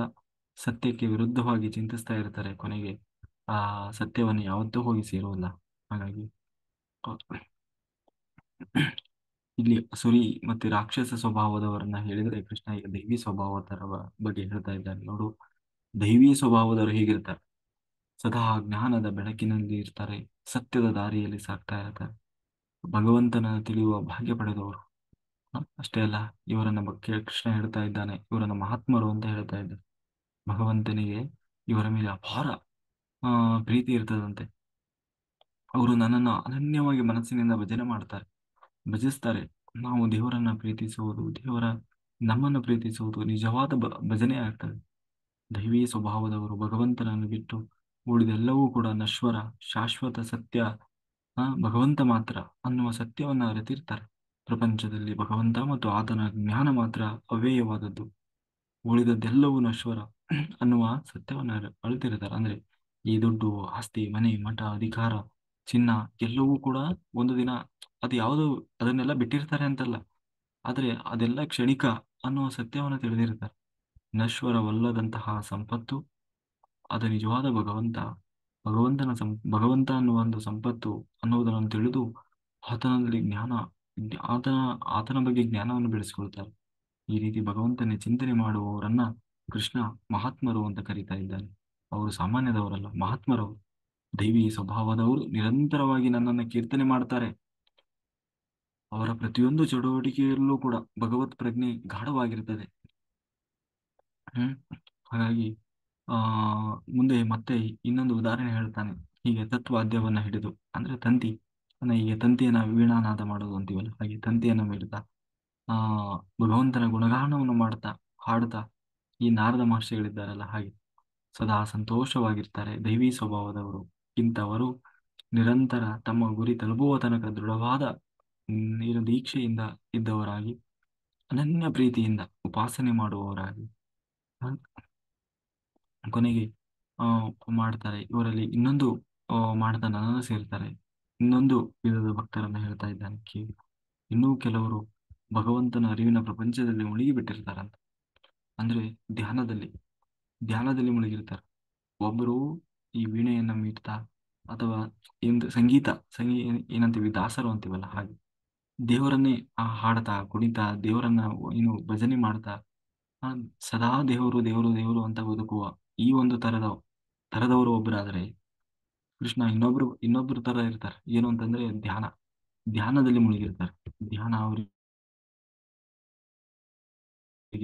ಹೊರಗಿನ ಪ್ರಪಂಚದ ಅರಿವೇ ಇರೋಲ್ಲಂತೆ. ಧ್ಯಾನದಲ್ಲಿ ಸದಾ ಭಗವಂತನನ್ನ ಅನೇಕ ಆಯಾಮಗಳಲ್ಲಿ ಕಾಣ್ತಾ ಇರ್ತಾರಂತೆ. ದೇವರ ವಿಶೇಷತೆಯನ್ನು ಆ ಧ್ಯಾನದಲ್ಲಿ ಕಾಣ್ತಾ ಇರ್ತಾರೆ. ಇವರ ಉಪಾಸನೆ ಧ್ಯಾನಪೂರ್ವಕವಾದ ಯಜ್ಞ. ಇವರು ಹೊರಗಿನಿಂದ ಏನು ಮಾಡಲ್ಲ. ಹೊರಗಿನಿಂದ ಭಜನೆ ಮಾಡೋದು, ಮಂತ್ರ ಹೇಳೋದು, ಸ್ತೋತ್ರ ಹೇಳೋದು, ದೇವ್ರ ಪೂಜೆ ಮಾಡೋದು, ಕುಣಿಯೋದು, ಹಾಡೋದು, ಇದು ಯಾವುದೋ ಮಾಡಲು. ಆದ್ರೆ ಯಾವತ್ತೂ ಬರೀ ಧ್ಯಾನ ಧ್ಯಾನ ಧ್ಯಾನ ಧ್ಯಾನ ಅಂತ ಹೇಳಿ ಧ್ಯಾನದಲ್ಲಿ ಕೂತ್ಕೊಂಡಿರ್ತಾರೆ. ಕುಂತ್ರೆ ಧ್ಯಾನ, ಹೋದ್ರೆ ಧ್ಯಾನ. ಒಂಚೂರು ಸಮಯ ಸಿಕ್ಕರೆ ಸಾಕು ಧ್ಯಾನದಲ್ಲಿ ಕೂರ್ತಾರೆ. ಇಂಥವರು ಒಳಗಿನಿಂದ ದೇವರನ್ನ ವಿಭಿನ್ನ ರೀತಿಯಲ್ಲಿ ಕಾಣ್ತಾ ಇರ್ತಾರೆ. ಅವರ ಪಾಲಿಗೆ ಅದೇ ಯಜ್ಞ. ಬಾಹ್ಯವಾಗಿ ಇವರನ್ನ ಮಹಾತ್ಮರು ಅಂತ ಯಾರು ಗುರುತಿಸ್ಲಿಕ್ಕೆ ಸಾಧ್ಯ ಇಲ್ಲ. ಯಾಕೆಂದ್ರೆ ಇವರು ಪೂಜೆ ಮಾಡಲ್ಲ, ಪುನಸ್ಕಾರ ಮಾಡಲ್ಲ, ಆಮೇಲೆ ಏನು ಭಜನೆ ಮಾಡಲ್ಲ. ಇವರನ್ನ ನೋಡಿದ್ರೆ ಹೊರಗಡೆಯಿಂದ ಇವರೆಲ್ಲ ಏನ್ ಭಕ್ತರು, ಇವರೆಲ್ಲ ಅಂದ್ರೆ ದೇವರ ಭಕ್ತರು ಅಂತ ಗುರುತಿಸ್ಲಿಕ್ಕೆ ಸಾಧ್ಯ ಇಲ್ಲ. ಆದರೆ ನಿಜವಾಗ್ಲೂ ಅವನು ಒಳಗಿನಿಂದ ಮಹಾಭಕ್ತನಾಗಿರ್ತಾನೆ. ಹೊರಗಡೆಯಿಂದ ಗುರುತಿಸ್ಲಿಕ್ಕೆ ಸಾಧ್ಯ ಇಲ್ಲ. ಹಾಗಾಗಿ ಕೃಷ್ಣ ಹೇಳ್ತಾ ಇದ್ದಾನೆ, ಇಂಥವರು ನನ್ನನ್ನೇ ಒಂದಾಗಿ, ಬೇರೆಯಾಗಿ, ಬಹುವಾಗಿ ಕಾಣ್ತಾ ಇರ್ತಾರೆ. ಏಕತ್ವತೆಯಿಂದ ಭಗವಂತ ಒಬ್ಬನೇ ಎಂದು ಉಪಾಸನೆ ಮಾಡ್ತಾ ಇರ್ತಾರೆ. ಒಂದೊಂದು ದೇಶಕ್ಕೆ, ಒಂದೊಂದು ಜಾತಿಗೆ, ಒಂದೊಂದು ಮತಕ್ಕೆ ಒಬ್ಬ ದೇವರಿಲ್ಲ. ಎಲ್ಲರಿಗೂ ದೇವರು ಒಬ್ಬನೇ ಎನ್ನುವ ಉಪಾಸನೆಯನ್ನ ಇವನು ಮಾಡ್ತಾ ಇರ್ತಾನೆ. ಪೃಥಕ್ವೇನ ಅಂದ್ರೆ ಎಲ್ಲರಿಂದ ವಿಲಕ್ಷಣನಾದಂತಹ ಭಗವಂತನನ್ನ ಅನೇಕ ಬಗೆಯಿಂದ ಕಾಣುವುದು. ಆ, ಇವರು ಭಗವಂತನನ್ನ ಧ್ಯಾನದಲ್ಲಿ ಅನೇಕ ವರ್ಣದಿಂದ ಕಾಣ್ತಾರೆ. ಅಂದ್ರೆ ವರ್ಣದಿಂದ, ಜೊತೆಗೆ ದೇವರು ಕೂಡ ಇವರಿಗೆ ವಿಭಿನ್ನವಾಗಿ ದರ್ಶನ ಕೊಡ್ತಾನಂತೆ. ಬೆಳಕಿನ ರೂಪದಲ್ಲಿ, ಬಣ್ಣಗಳ ರೂಪದಲ್ಲಿ, ಆ ಹಾಗೆ ಯಾವುದೋ ಗುರುವಿನ ರೂಪದಲ್ಲಿ, ವ್ಯಕ್ತಿಗಳ ರೂಪದಲ್ಲಿ. ಬಂದಿರೋದು ಆ ವ್ಯಕ್ತಿ ಅಲ್ಲ, ಆ ವ್ಯಕ್ತಿಯ ರೂಪದಲ್ಲಿ ದೇವರು ಬಂದು ದರ್ಶನ ಕೊಡ್ತಾನೆ. ಯಾರೋ ಗುರುಗಳು ಕಂಡ್ರು, ನಿಜವಾಗ್ಲೂ ಕಂಡಿದ್ದು ಗುರುವಲ್ಲ. ರಾಯರು ಬಂದ್ರು, ನನಗೆ ರಾಯರಲ್ಲ, ರಾಯರು ಮಂತ್ರಾಲಯ ಮಂತ್ರಾಲಯದಲ್ಲಿ ಕೂತಿರ್ತಾರೆ. ನಿಜವಾಗ್ಲೂ ಅವ್ರು ದರ್ಶನ ಕೊಡೋದು ರಾಯರಲ್ಲ. ರಾಯರ ಒಳಗೆ ಕೂತ ಭಗವಂತ ರಾಯರ ರೂಪದಲ್ಲಿ ಒಂದು ದರ್ಶನ ಕೊಟ್ಟಿರ್ತಾನೆ. ಬೆಳಕು ಕಾಣುತ್ತೆ ನನಗೆ, ಬೆಳಕು. ಏನು ಬೆಳಕು? ಬೆಳಕಿನ ರೂಪದಲ್ಲಿ ದೇವರು, ಅವನ ಒಂದು ವಿಭಿನ್ನ ರೂಪ. ಹಾಗೆ ಆ ಮತ್ತೆ ಬಣ್ಣಗಳು ಕಾಣೋದು, ಇದೆಲ್ಲವೂ ಭಗವಂತ ನಾನು ಹೀಗೆ ನನ್ನನ್ನ ವಿಭಿನ್ನವಾಗಿ ಕಾಣ್ತಾ ಇರ್ತಾರೆ ಅವರು ಒಳಗಡೆ ಅಂತ ಹೇಳಿ ಕೃಷ್ಣ ಹೇಳ್ತಾ ಇದ್ದಾರೆ. ಹೀಗೆ ವಿಶ್ವತೋಮುಖ ಭಗವಂತನನ್ನ ಏಕ ಎಂತಲೂ, ಚತುರ್ಮೂರ್ತಿ ಎಂತಲೋ, ಅನೇಕ ಮೂರ್ತಿ ಎಂತಲೋ, ಅನೇಕ ವರ್ಣದಿಂದ ಉಪಾಸನೆ ಮಾಡ್ತಾ ಇರ್ತಾರೆ. ಉಪಾಸನೆ ಮಾಡೋದು ಅಂದ್ರೆ ಚಿಂತನೆ, ಒಳಗಡೆಯಿಂದ ದೇವರನ್ನ ಕಾಣೋದು. ಹಾಗೆ ಭಗವಂತ ಭಗವಂತನನ್ನ ಹೇಗೆ ಅನುಸಂಧಾನ ಮಾಡಬೇಕು, ಹೇಗೆ ಮಾಡಬಾರದು ಎನ್ನುವ ಅರಿವನ್ನ ಕೊಟ್ಟು ಕೃಷ್ಣ ಮುಂದೆ ಭಗವಂತನ ವಿಭೂತಿಯನ್ನ ಹೇಳ್ತಾ ಇದ್ದಾರೆ. ನೋಡು, ನನ್ನ ವಿಭೂತಿ ರೂಪಗಳು ಮತ್ತೆ, ಈಗಾಗಲೇ ವಿಭೂತಿ ರೂಪಗಳನ್ನ ಹೇಳಿದ್ದ, ಆದರೂ ಮತ್ತೆ ಇನ್ನೂ ಆಳವಾಗಿ ಹೇಳ್ತಾ ಇದ್ದೇನೆ. ನಾನು ವಿಭೂತಿ ರೂಪ ಅಂದ್ರೆ ಸನ್ನಿಧಾನ, ಎಲ್ಲೆಲ್ಲೆಲ್ಲ ನಾನು ಹೇಗೆ ಕೂತಿದ್ದೇನೆ, ಯಾವ್ಯಾವ ರೂಪದಲ್ಲಿ ಕೂತಿದ್ದೇನೆ, ನನ್ನನ್ನು ಹೇಗೆಲ್ಲ ನೀನು ಚಿಂತನೆ ಮಾಡು ಅಂತ ಹೇಳಿ ವೇದದಲ್ಲಿ ಆ, ದೇವರನ್ನ ಹ್ಮ್ ಒಟ್ಟು ಉಪಾಸನೆಯಲ್ಲಿ, ಅದರಲ್ಲಿ ಉಪಾಸನೆ ಮಾಡುವುದನ್ನು ಹೇಳ್ತಾ ಇದ್ದಾರೆ. ಹೇಗೆ ಉಪಾಸನೆ ಮಾಡಬೇಕು? ವೇದದಲ್ಲಿ ಒಟ್ಟು ಮೂರು ರೀತಿಯ ಉಪಾಸನೆ ಹೇಳ್ತಾರೆ. ಒಂದು ಅಗ್ನಿ ಪ್ರತೀಕ, ವಾಯು ಪ್ರತೀಕ, ಇನ್ನೊಂದು ಆದಿತ್ಯ ಪ್ರತೀಕ. ಅಗ್ನಿ ಪ್ರತೀಕ ಅಂದ್ರೆ ಈ ಭೂಮಿಯ ಮೇಲೆ ಅಗ್ನಿ ಅಂದ್ರೆ ಈ ಯಜ್ಞ ಯಾಗ, ಮತ್ತೆ ನಾವು ಏನು ಪೂಜೆ ಮಾಡುವ ಮಂಗಳಾರತಿ ಮಾಡೋದು, ಹೀಗೆ ಅಗ್ನಿಯನ್ನ ಬಳಸಿ ದೇವರನ್ನ ಕಾಣೋದು, ಆ ಅಗ್ನಿಯಲ್ಲಿ ದೇವರನ್ನ ಕಾಣೋದು. ಆಯ್ತಾ? ಇದು ಅಗ್ನಿಯಲ್ಲಿ ಪ್ರತೀಕ. ಇನ್ನು ಅಂತರಿಕ್ಷ ಸ್ತರದಲ್ಲಿ ಅಂತಂದ್ರೆ ಆ ಆದಿತ್ಯ ಮುಖದಲ್ಲಿ ಅಂದ್ರೆ ಸೂರ್ಯನಾರಾಯಣನನ್ನ ಇನ್ನು ಆರಾಧನೆ ಮಾಡುವ ಮೂಲಕ ಆದಿತ್ಯ ಪ್ರತೀಕ. ಇನ್ನು ವಾಯು ಪ್ರತೀಕ ಅಂತಂದ್ರೆ ಧ್ಯಾನಾಸಕ್ತರಾಗೋದು, ಅಂತರಂಗದಲ್ಲಿ ಭಗವಂತನ ಉಪಾಸನೆ ಮಾಡೋದು. ಇದು ವಾಯುವಿನ ಪ್ರತೀಕ. ಅದೇ ನಾವು ಹೇಳೋ ಉಸಿರಿನ ಮೇಲೆ ಗಮನ. ಏನು ಉಸಿರಿನ ಮೇಲೆ ಗಮನ? ಅದೇ ವಾಯು ಪ್ರತೀಕ. ಉಸಿರು ಅಂದ್ರೆ ಅದು ಭಗವಂತನೇ. ಆ ಆ ಉಸಿರಾಗಿರುವಂತಹ ಪ್ರಾಣಶಕ್ತಿಯಾದಂತಹ ಭಗವಂತನ ಧ್ಯಾನಾಸಕ್ತರಾಗಿ ಆ ಉಸಿರನ್ನ ಗಮನಿಸ್ತಾ ಈ ರೀತಿಯಾಗಿ ಭಗವಂತನ ಉಪಾಸನೆ ಮಾಡ್ತಾರೆ. ಭೂಮಿಯಲ್ಲಿ ಸಾಮಾನ್ಯವಾಗಿ ಮನುಷ್ಯರು ಜ್ಞಾನ ಮಾರ್ಗಕ್ಕಿಂತ ಹೆಚ್ಚು ಕರ್ಮ ಮಾರ್ಗಕ್ಕೆ ಅಂಟಿಕೊಂಡಿರ್ತಾರೆ. ಕೃಷ್ಣ ಹೇಳ್ತಾ ಇದ್ದಾರೆ, ಕರ್ಮ ಮಾರ್ಗಕ್ಕೆ ಅಂಟಿಕೊಂಡಿರ್ತಾರೆ. ಯಾವ ಮಾರ್ಗಕ್ಕಿಂತ? ಜ್ಞಾನ ಮಾರ್ಗಕ್ಕಿಂತ. ಇಂಥವರಲ್ಲಿ ಜ್ಞಾನಕ್ಕಿಂತ ಕರ್ಮಕ್ಕೆ ಹೆಚ್ಚು ಒತ್ತು ಕೊಡ್ತಾರೆ. ಕೆಲವರು ಬೆಳಿಗ್ಗೆಯಿಂದ ಸಂಜೆ ತನಕ ಪೂಜೆ ಮಾಡ್ತಾರೆ. ಕೆಲವರು, ಕೃಷ್ಣ ಹೇಳ್ತಾ ಇದ್ದಾನೆ, ಕೆಲವರು ಬೆಳಗ್ಗೆಯಿಂದ ಸಂಜೆ ತನಕ ಪೂಜೆ ಏನೋ ಏನೊಂದು ಒಂದಲ್ಲ ಒಂದು ಭಜನೆ ಮಾಡ್ತಾರೆ, ಪೂಜೆ ಮಾಡ್ತಾರೆ, ಏನೋ ಒಂದು ಮಾಡ್ತಾರೆ. ಆದರೆ ತಾವು ಮಾಡುವ ಅನುಷ್ಠಾನದ ಬಗ್ಗೆ ಜ್ಞಾನ ಇರುವುದಿಲ್ಲ. ಇವರಿಗೆ ಜ್ಞಾನ ಸಂಪಾದನೆ ಅನ್ನುವುದು ಸೆಕೆಂಡರಿ ಆಗಿರ್ತದೆ, ಅಷ್ಟು ಮುಖ್ಯ ಆಗಿರೋಲ್ಲ. ಒಟ್ಟಿನಲ್ಲಿ ಕರ್ಮ ಮಾಡಬೇಕು. ಕೃಷ್ಣ ಹೇಳ್ತಾ ಇದ್ದಾರೆ, ಇದು ಮನುಷ್ಯನ ದೌರ್ಬಲ್ಯ, ಕರ್ಮ ಮಾಡುವುದರಲ್ಲಿ ಆಸಕ್ತಿ. ಆದ್ರೆ ಯಾಕೆ ಮಾಡ್ತಾ ಇದ್ದೀನಿ, ಏಕೆ ಮಾಡಬೇಕು, ಅದ್ರ ಹಿಂದಿನ ರಹಸ್ಯ ಏನು ತಿಳ್ಕೊಳ್ಳಲ್ಲ. ಸುಮ್ಮನೆ ಮಾಡು ಮಾಡು ಮಾಡು ಬೆಳಗ್ಗೆಯಿಂದ ಸಂಜೆವರೆಗೂ ಏನು ದೇವ್ರ ಪೂಜೆ ಮಾಡಿದ್ದೇ ಮಾಡಿದ್ವಿ. ಅದು ಯಾವ ರೂಪದಲ್ಲೇ ಆದ್ರೂ ಸರಿ. ಕೃಷ್ಣ ಹೇಳ್ತಾ ಇದ್ದೇನೆ, ಇದು ಅವರ ದೌರ್ಬಲ್ಯ. ಆ ಹಾಗಾಗಿ ಈ ಮಡಿವಂತಿಕೆ ಅಥವಾ ಬರೀ ನಾವು ಆ ಇವತ್ತು ಎಷ್ಟೊಂದು ನಿಯಮಗಳನ್ನು ಪಾಲನೆ ಮಾಡ್ತೀವಲ್ಲ. ಹಾಗಾಗಿ ಅದಕ್ಕೆ ಕೃಷ್ಣ ಹೇಳ್ತಾ ಇದ್ದೇನೆ, ತಿಳಿಯದ ಬಾಹ್ಯಾನುಷ್ಠಾನದಿಂದ ಕಾಲಹರಣ ಮಾಡುವುದಕ್ಕಿಂತ ಪಾಠ ಪ್ರವಚನದಿಂದ ಸ್ವಲ್ಪ ಮಟ್ಟಿನ ಜ್ಞಾನ ಗಳಿಸಿಕೊಳ್ಳುವ ಅದ್ರ ಅದು ದೇವರ ಮಹಾಪೂಜೆ ಎನಿಸಿಕೊಳ್ತದೆ. ಹಾಗಾಗಿ ತಿಳ್ಕೊ, ದೇವರ ಬಗ್ಗೆ ಎಲ್ಲಿ ಎಷ್ಟು ತಿಳ್ಕೊಳಕ್ ಆಗ್ತದೋ ಅಷ್ಟು ತಿಳ್ಕೊ. ಅದು ಜ್ಞಾನ.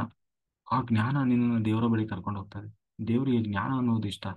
ನೀನು ಸುಮ್ಮನೆ ಇಲ್ಲದೆ ಇರೋದನ್ನೆಲ್ಲ ಬೆಳಿಗ್ಗೆಯಿಂದ ಸಂಜೆವರೆಗೂ ಮಾಡ್ತಾ ಮಾಡ್ತಾ ಸುಮ್ಮನೆ ಅದಕ್ಕೆ ತಲೆ ಇಲ್ಲ ಬುಡ ಇಲ್ಲ. ಆ, ಏನ್ ತಗೊಂಡು ಏನ್ ಮಾಡ್ತಿ? ಹಾಗೆ ಅದು ನಿನ್ನ ದೌರ್ಬಲ್ಯ. ನಿಜವಾಗ್ಲೂ ನನ್ನನ್ನು ಸೇರುವ ಮಾರ್ಗ ಅಲ್ಲ. ಬರೀ ಅರ್ಥ ಇಲ್ಲದ ಕರ್ಮ ಮಾಡುವುದರಿಂದ ನನ್ನನ್ನು ಸೇರ್ಲಿಕ್ಕೆ ಸಾಧ್ಯ ಇಲ್ಲಪ್ಪ. ಹಾಗಾಗಿ ಕರ್ಮ ಪ್ರಧಾನವಾಗಿರುವಂತಹ ಭಗವಂತನ ಅನುಷ್ಠಾನ ಹೇಗಿರಬೇಕು ಅನ್ನೋದನ್ನ ಕೃಷ್ಣ ಇಲ್ಲಿ ಹೇಳ್ತಾ ಇದ್ದಾನೆ. ಅಹಂ ಕೃತು ಅಂದ್ರೆ ಕರ್ಮ ಪ್ರಧಾನ ಅಂತಂದ್ರೆ ಈ ಯಜ್ಞ ಯಾಗಾದಿಗಳನ್ನು ಮಾಡ್ತಾರಲ್ವಾ. ಕರ್ಮಪ್ರದ ಅಂದ್ರೆ ಕರ್ಮವನ್ನ ಆಧರಿಸಿ ಒಂದು ವೇಳೆ ಆಯ್ತು, ಕರ್ಮವನ್ನೇ ಮಾಡ್ತಾ ಇದ್ದೀರಿ, ಕರ್ಮ ಬಿಡು ಅಂತ ನಾನು ಹೇಳ್ತಿಲ್ಲ. ಆದ್ರೆ ಕರ್ಮ ಯಜ್ಞವನ್ನು ಮಾಡ್ತಾ ಇದೆಯಲ್ಲ, ಕರ್ಮಯೋಗ, ಅದನ್ನ ಹೇಗೆ ಮಾಡಬೇಕು ಅಂತ ಹೇಳ್ತಾ ಇದ್ದಾನೆ. ಆ, ಅದರಲ್ಲೂ ಕರ್ಮಯೋಗದಲ್ಲಿ ಅಗ್ನಿ ಆರಾಧನೆ ಅಂದ್ರೆ ಹೋಮ ಯಜ್ಞ ಯಾಗಾದಿಗಳನ್ನ ಮಾಡೋದು. ಇಲ್ಲಿ ಯಜ್ಞದ ಮೂಲಕ ಭಗವಂತನಿಗೆ ಆಹುತಿ ಕೊಡುವಾಗ ಸಾಮಾನ್ಯವಾಗಿ ನಾವು ಏನ್ ಹೇಳ್ತೇವೆ ಅಂತಂದ್ರೆ ಹ್ಮ್ ಏನದು ಅಗ್ನಿ ಸ್ವಾಹ, ಅಗ್ನಿ ಇದನ್ನ ಮಮ ಅಂತ ಕರೀತಾರೆ. ಅಂದ್ರೆ ಅಗ್ನಿ ಸ್ವಾಹ, ಅಗ್ನಿಗೆ ಸಮರ್ಪಣೆ ಮಾಡ್ತಾ ಇದ್ದೇನೆ, ಅಗ್ನಿ ಇದನ್ನ ಮಮ, ಇದು ನಂದಲ್ಲ ಸ್ವಾಮಿ ನಿಂದು, ನಂದಲ್ಲ ಸ್ವಾಮಿ ನಿಂದು. ಈಗ ಏನಂತೀವಿ, ನೈವೇದ್ಯ ಮಾಡುವಾಗ ನೈವೇದ್ಯಂ ಸಮರ್ಪಯಾಮಿ ಇದನ್ನ ಮಮ, ಏನು ಇದನ್ನ ಮಮ, ಇದನ್ನ ನಂದಲ್ಲ ಸ್ವಾಮಿ ನಿಂದು, ಇದು ಯಾವುದೂ ನಂದಲ್ಲ, ಎಲ್ಲವೂ ನಿನ್ನದು ಆ ಅನ್ನುವ ಅನ್ನುವ ಒಂದು ಸಮರ್ಪಣಾ ಮನೋಭಾವ. ಹೀಗೆ ಅಗ್ನೇ ಸ್ವಾಹ, ಅಗ್ನೇ ಇದನ್ನ ಮಮ, ಸೂರ್ಯಾಯ ಸ್ವಾಹ, ಸೂರ್ಯಾಯ ಇದನ್ನ ಮಮ, ವಾಯುವೇ ಸ್ವಾಹ, ವಾಯುವೇ ಇದನ್ನ ಮಮ ಅಂತ ಹೇಳಿ ಆಹುತಿಯನ್ನು ಹಾಕ್ತಾರೆ. ಯಜ್ಞ ಮಾಡುವಾಗ ಅಲ್ಲಿ ನಾನು ನನ್ನದು ಅನ್ನೋದಿರಲ್ಲ, ಎಲ್ಲವೂ ದೇವರು ದೇವರು ದೇವರು ಅನ್ನುವ ಚಿಂತನೆ. ಅಗ್ನಿಯಲ್ಲಿ ಇದ್ದವನು ದೇವರು, ಆ ಹವಿಸ್ಸಲ್ಲಿ ಇದ್ದವನು ದೇವರು, ಹಾಕ್ತಾ ಇರುವವನು ಒಳಗೆ ದೇವರು ಕೂತು ಪ್ರೇರಣೆ ಮಾಡ್ತಾ ಇದ್ದಾನೆ, ಇದು ನಂದಲ್ಲ. ಹೀಗೆ ಎಲ್ಲಾ ಕಡೆ ದೇವರನ್ನು ಚಿಂತನೆ ಮಾಡ್ತಾ ಮಾಡುವುದು, ಮಾಡುವ ಕರ್ಮ ಏನಾಗ್ತದೆ ಅದು ನಿಜವಾದ ನನ್ನ ಪೂಜೆ ಆಗ್ತದೆ. ಹೀಗೆ ಬೇರೆ ಬೇರೆ ಪ್ರತೀಕದಲ್ಲಿ ಭಗವಂತನಿಗೆ ಆಹುತಿ ಕೊಡುವುದು ಒಂದು ಯಜ್ಞವಾಗ್ತದೆ. ನಾವು ಯಾವ ಪ್ರತೀಕದಲ್ಲಿ ದೇವರನ್ನ ಪೂಜೆ ಮಾಡಿದರೂ ಅದು ಸೇರುವುದು ದೇವರನ್ನೇ, ಅಂತರ್ಯಾಮಿಯಾದ ಭಗವಂತನನ್ನು. ಎಲ್ಲೋ ಯಾರೋ ಹೇಳಿದ್ರು ನೋಡಿ, ನಿಮ್ಗೇನೋ ಒಂದು ದೋಷ ಇದೆ, ಗಣ ಹೋಮ ಮಾಡಿಸಿ, ಚಂಡಿಕಾ ಹೋಮ ಮಾಡಿಸಿ, ನವಗ್ರಹ ಹೋಮ ಮಾಡಿಸಿ ಆ ಅಂತ ಹೇಳಿ ಆ ಹೋಮ ಮಾಡಿಸ್ತಾರೆ. ನಿಜವಾಗ್ಲೂ ಆ ದೇವತೆಗಳನ್ನ ಕುರಿತು ಮಾಡಿದ ಹೋಮವ ಹೇಳ್ತಾ ಇದ್ದಾನೆ ಇಲ್ಲಿ ಇಲ್ಲ. ಇಲ್ಲಿ ನಾವು ಯಾವ ದೇವತೆಯ ಪ್ರತೀಕವಾಗಿ ಯಜ್ಞ ಮಾಡಿದರೂ ಕೂಡ ಆ ಯಜ್ಞ ಭಗವಂತನಿಗೆ ಸಲ್ಲುತ್ತದೆ ಅನ್ನುವ ಅನುಸಂಧಾನ ನಮ್ಮಲ್ಲಿ ಇರಬೇಕು. ಆಗ ನಿಜವಾಗಲೂ ನಾವು ಮಾಡಿದ ಆ ಯಜ್ಞ ಸಾರ್ಥಕವಾಗ್ತದೆ. ಇಲ್ಲ ಅಂದ್ರೆ ನೀವು ಮಾಡಿಸಿ ಮತ್ತೆ ನೀವು ಹೋಗಿ ಕೇಳಿದ್ರೆ, ಇಲ್ಲ ನೀವು ಮಾಡಿದ್ರಿ ಅದ್ಯಾಕೋ ಸರಿ ಆಗಿಲ್ಲ ಆ, ನೀವು ಇನ್ನೊಂದ್ ಸರಿ ಮಾಡಿ ಅಂತಾನೆ ಹೇಳ್ತಾರೆ. ಹೌದು, ಮಾಡಿದ್ದು 100% ಪರ್ಫೆಕ್ಟ್ ಆಗಿದೆ ಅಂತ ಯಾರು ಹೇಳಲ್ಲ. ಅದರಲ್ಲೂ ಈ ಕಲಿಯುಗದಲ್ಲಿ ಈ ಯಜ್ಞ ಯಾಗ ಹೋಮ ಇವ್ಯಾವುದೂ ವರ್ಕ್ ಆಗಲ್ಲ. ಕಾರಣ ಏನು ಅಂತಂದ್ರೆ, ಹೇಳಿದ್ನಲ್ಲ, ಕೃಷ್ಣ ಹೇಳಿದ್ನಲ್ಲ ಇಲ್ಲಿ, ಒಟ್ಟಿನಲ್ಲಿ ಕರ್ಮ ಮಾಡ್ತಾರೆ, ಇದು ಅವರ ದೌರ್ಬಲ್ಯ. ಆದ್ರೆ ಹಿಂದಿನ ಜ್ಞಾನವೂ ಗೊತ್ತಿಲ್ಲ, ಮಾಡುವಾಗ ಶ್ರದ್ಧೆಯೂ ಇರೋಲ್ಲ. ಹ್ಮ್. ಒಟ್ಟಲ್ಲಿ ಏನೋ ಒಂದು ಹೋಮ ಮಾಡಿಸ್ಬೇಕು, ಅದನ್ನ ಬೇಗ ಬೇಗ ಮಾಡಿ ಮುಗಿಬೇಕು. ಮತ್ತೆ ನಮಗೆ ಮಧ್ಯಾಹ್ನ ಮೇಲೆ ಬೇರೆ ಕೆಲಸ ಇದೆ, ಅಲ್ಲಿ ಹೋಗ್ಬೇಕು. ಜೊತೆಗೆ ಹೋಮಕ್ಕೆ ಕೂತ್ಕೊಂಡು ಅಲ್ಲೇ ಯೋಚನೆ ಮಾಡ್ತಾ ಇರ್ತಾರೆ, ಏನು ಅವ್ರು ಬಂದ್ರ, ಇವ್ರು ಬಂದ್ರ, ಆ ಆ, ಅವ್ರಿಗೆ ಬರಕ್ ಹೇಳಿದ್ವಿ, ಅಥವಾ ಮತ್ತೆ ಅಲ್ಲಿ ಯಾರೋ ಅರ್ಧ ಬಸ್ ಸ್ಟ್ಯಾಂಡ್ ಎಲ್ಲ ನಿಂತ್ಕೊಂಡು ಕಾಯ್ತಾ ಇರ್ತಾರೆ, ಏನೋ ನಮ್ಮನ್ನ ಡ್ರಾಪ್ ಮಾಡಿಲ್ಲ ಅಂತ ಹೇಳಿ. ಈ ಕಡೆಯಿಂದ ಅಡಿಗೆ ಮನೆಯಿಂದ ಯಾರೋ ಕರಿತಾ ಇರ್ತಾರೆ.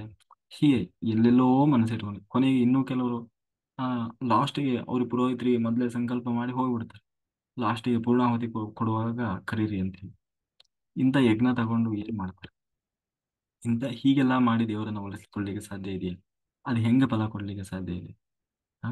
ಹಾಗಾಗಿ ಮನಸ್ಫೋತಂ ಸಮಾಚಾರ ಇತ್ತು. ನೀನು ಏನೇ ಮಾಡು, ಕೊನೆಗೆ ಏನೂ ಬೇಡ, ಇದನ್ನ ಯಾವುದೂ ಮಾಡಬೇಡ, ಸುಮ್ಮನೆ ಮನಸ್ಸಿನಲ್ಲಿ ದೇವರನ್ನ ಚಿಂತನೆ ಮಾಡು. ಶುದ್ಧ ಮನಸ್ಸಿನಿಂದ ಧ್ಯಾನಾಸಕ್ತನಾಗಿ ಆದರೂ ದೇವರನ್ನ ಚಿಂತನೆ ಮಾಡು, ಅದರಿಂದ ನಿನಗೆ ಫಲ ಸಿಗ್ತದೆ. ಅದು ಬಿಟ್ಟು ಮನಸ್ಸಿಲ್ಲ ಆದ್ರೆ ಹೊರಗಡೆಯಿಂದ ಏನೇನೋ ಮಾಡ್ತಾ ಇದ್ದಾನೆ, ಯಜ್ಞ ಮಾಡ್ತಾನೆ, ದೊಡ್ಡಕ್ಕೆ ದಗ ದಗ ದಗ ಬೆಂಕಿ ಉಪ್ಸಿ ಹೊಗೆ ಹಾರಿಸ್ಬಿಟ್ಟ ಆದ್ರೆ ನಿಜವಾಗ್ಲೂ ಏನ್ ಸಿಕ್ತು? ಏನಿಲ್ಲ. ಒಂದೊಂದು ದಿನ ಒಂದೊಂದು ದೇವತೆಗೆ ಪ್ರೀತಿಗೋಸ್ಕರ ಕರ್ಮ ಮಾಡುವುದಲ್ಲಪ್ಪ. ಸರ್ವಾಂತರ್ಯಾಮಿಯಾದ ಭಗವಂತನಿಗೆ ಆಗಿ ನಮ್ಮ ಪೂಜೆ ಮೀಸಲಾಗಿರ್ಬೇಕು. ನಮ್ಮ ದೇಹದೊಳಗೆ ತತ್ವಾಭಿಮಾನಿ ದೇವತೆಗಳಿದ್ದಾರೆ. ದೇವತೆಗಳೆಲ್ಲರೂ ಕೂಡ ನಮಗೆ ಗುರುಗಳು, ಹರಿವಾಯು ಗುರುಗಳು ಅಂತ ಹೇಳ್ತೀವಲ್ಲ. ಹರಿ ಅಂತಂದ್ರೆ ಯಾರು? ಅದೇ ಭಗವಂತ. ವಾಯು ಅಂತಂದ್ರೆ ಅದು ಜೀವೋತ್ತಮರಾದಂತಹ ವಾಯುದೇವರು. ಇನ್ನು ಉಳಿದವರೆಲ್ಲ ಅಂದ್ರೆ ಬ್ರಹ್ಮದೇವರು.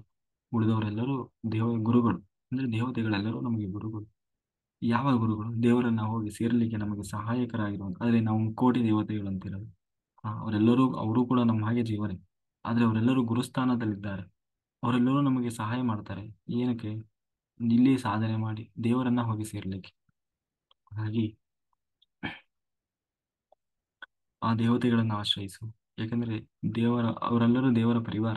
ಅವರನ್ನ ನಿಯಮನ ಮಾಡಿಕೊಂಡು, ಅಂದ್ರೆ ಅವರನ್ನ ಆಶ್ರಯಿಸಿ ಆ ಅವರು ನೀನು ದೇವರ ಬಳಿ ಕರ್ಕೊಂಡು ಹೋಗ್ತಾರೆ. ಈ ತತ್ವಾಭಿಮಾನಿ ದೇವತೆಗಳು ಭಗವಂತನ ಅನುಗ್ರಹದಿಂದ ಆ ನಮ್ಮನ್ನ ಆ ಏನು ಸನ್ಮಾರ್ಗದಲ್ಲಿ ನಡೆಸಲಿ ಅಂತ ಹೇಳಿ ಅಂತರ್ಯಾಮಿಯಾದಂತಹ ಭಗವಂತನನ್ನ ಆರಾಧಿಸು. ಆ ಹಾಗಾಗಿ ಆ ನಾವು ನಿತ್ಯ ಪೀಠದಲ್ಲಿ ಪೂಜೆ ಮಾಡುವುದು ತತ್ವಾಭಿಮಾನಿ ದೇವತೆಗಳನ್ನು. ಜೊತೆಗೆ ಇಲ್ಲಿ ಶ್ರಾದ್ದದ ಬಗ್ಗೆ ಹೇಳ್ತಾ ಇದ್ದಾರೆ. ಇದು ತತ್ವಾಭಿಮಾನಿ ದೇವತೆಗಳ ಪೂಜೆಯಾದರೆ, ಇನ್ನು ಶ್ರಾದ್ದಗಳಲ್ಲಿ ಪಿತೃದೇವತೆಗಳನ್ನ ಆರಾಧನೆ ಮಾಡ್ತಾನೆ. ಆ ಶ್ರಾದ್ದದಲ್ಲಿ ಹೊಡೆಯುವ ಆ ಏನು ಪೂಜೆ ಏನಿದೆ, ಅಲ್ಲಿಯೂ ಕೂಡ ಅದು ನನ್ನ ಚಿಂತನೆಯನ್ನು ಮಾಡ್ಬೇಕಪ್ಪ ಶ್ರಾದ್ದದಲ್ಲಿ. ಹಾಗಾಗಿ ಇಲ್ಲಿ ಬಹಳ ಜನರಿಗೆ ಇದ್ರ ಬಗ್ಗೆ ಒಂದು ತಪ್ಪು ಕಲ್ಪನೆ ಇದೆ. ಏನು ಅಂತಂದ್ರೆ, ಶ್ರಾದ್ದ ಅಂತಂದ್ರೆ ನಾವಿಲ್ಲಿ ಏನು ಹಿರಿಯರ ಪೂಜೆ ಅಂತೀವಲ್ಲ, ಹಿರಿಯರ ಪೂಜೆ, ಆ ಪಿತೃ ಪಿತೃಕಲ್ಪದಲ್ಲಿ ಪಿತೃದೇವತೆಗಳ ಆರಾಧನೆ ಮಾಡ್ತೀವಲ್ಲ. ಹ್ಮ್ ಅಲ್ಲಿ ಸಾಮಾನ್ಯವಾಗಿ ಎಲ್ಲರೂ ಏನ್ ತಿಳ್ಕೊಂಡಿದ್ದೀವಿ ಅಂತಂದ್ರೆ, ಪಿತೃದೇವತೆಗಳು ಅಂದ್ರೆ ಯಾರು ಪ್ರಾಣ ತ್ಯಾಗ ಮಾಡಿರ್ತಾರೆ, ಅಥವಾ ನಮ್ಮ ಅಜ್ಜನೋ ಅಜ್ಜಿಯೋ ಅಥವಾ ಇನ್ಯಾರೋ, ಅವರಿಗೆ ಮಾಡುವ ಪೂಜೆ ಅಂತ ಹೇಳಿ. ನಿಜವಾಗಲೂ ಇಲ್ಲಿ ಕೃಷ್ಣ ಹೇಳ್ತಾ ಇದ್ದಾನೆ, ನಿಜವಾಗಲೂ ಸ್ಥೂಲ ಶರೀರವನ್ನ ಬಿಟ್ಟಂತಹ ಜೀವರಿಗಾಗಿ ಮಾಡುವುದು ಅಲ್ಲ. ಶ್ರಾದ್ದ ಅಂದ್ರೆ ಯಾರು ಪ್ರಾಣ ತ್ಯಾಗ ಮಾಡಿರ್ತಾರಲ್ವಾ, ಅವರಿಗೆ ಮಾಡುವ ತ್ಯಾಗ, ಏನು ಪೂಜೆ ಅಲ್ಲ ಅದು. ನಿಜವಾಗಲೂ ಅಲ್ಲಿ ಆ ಜೀವನನ್ನ ನಿಯಂತ್ರಣ ಮಾಡ್ತಾ ಇರುವಂತಹ, ಆ ಜೀವನಿಗೆ ಏನಂತೀವಿ, ಮುಂದಿನ ಗತಿಯನ್ನ ತೋರಿಸುವಂತಹ ಆ, ಸಹಾಯ ಮಾಡ್ತಾ ಇರುವಂತಹ ಪಿತೃದೇವತೆಗಳು ಅಂತಿದ್ದಾರೆ. ಆ ಪಿತೃದೇವತೆಗಳಿಗೆ ಕೃತಜ್ಞತಾಪೂರ್ವಕವಾಗಿ ಮಾಡುವಂತಹ ಪೂಜೆ, ಆ ಪಿತೃದೇವತೆಗಳ ಒಳಗೆ ಇರುವಂತಹ ಭಗವಂತನನ್ನ ಚಿಂತನೆ ಮಾಡುವಂತಹ ಪೂಜೆ, ಅದು ಶ್ರಾದ್ದ ಅಥವಾ ಪಿತೃಕಾರ್ಯ ಅನಿಸಿಕೊಳ್ಳುತ್ತದೆ. ಒಟ್ಟು 10 ಮಂದಿ ಪಿತೃದೇವತೆ, ಒಟ್ಟು 100 ಮಂದಿ ಪಿತೃದೇವತೆಗಳಿದ್ದಾರೆ. ಅದರಲ್ಲಿ ಪ್ರಧಾನರು ಅಂತಂದ್ರೆ 10 ಜನ, ಅವರನ್ನ ವಿಶ್ವೀ ದೇವತೆಗಳು ಅಂತ ಕರೀತಾರೆ. ವಿಶ್ವೀ ದೇವತೆಗಳು ಕ್ರತು, ದಕ್ಷ, ವಾಸು, ಸತ್ಯ, ಕಾಮ, ಕಾಲ, ಧುರಿ, ಲೋಚನ, ಪುರೂರವ, ಆರ್ದ್ರವ, ಹೀಗೆ ಒಟ್ಟು 10 ಜನ ಆ ಏನು ವಿಶ್ವೀ ದೇವತೆಗಳು ಅಂತ ಬರ್ತಾರೆ ಇವರು. ಆ, ಯಾರು ಪಿತೃದೇವತೆಗಳು ಇವರನ್ನ ಕುರಿತು ನಾವು ಪಿತೃ ಕಾರ್ಯ ಮಾಡುವುದೇ ಹೊರತು ಪ್ರಾಣತ್ಯಾಗ ಮಾಡಿದಂತಹ ಆ ಏನು ಬಿಟ್ಟಿರ್ತಾರಲ್ವಾ ಅವರನ್ನ ಕುರಿತು ಅಲ್ಲ. ಅವರು ಬರೋದೂ ಇಲ್ಲ. ಹಾಗಾಗಿ ಪುರೂರವ ಮತ್ತೆ ಆರ್ದ್ರವ ಅನ್ನುವಂಥ ಪಿತೃದೇವತೆಗಳು ಆ ಏನು ಎಲ್ಲ ನಿಯಮ ಮಾಡ್ತಾರೆ, ಯಾವ ರೀತಿ ಇರಬೇಕು ಏನು ಎತ್ತ ಅಂತ ಹೇಳಿ. ಹೀಗಾಗಿ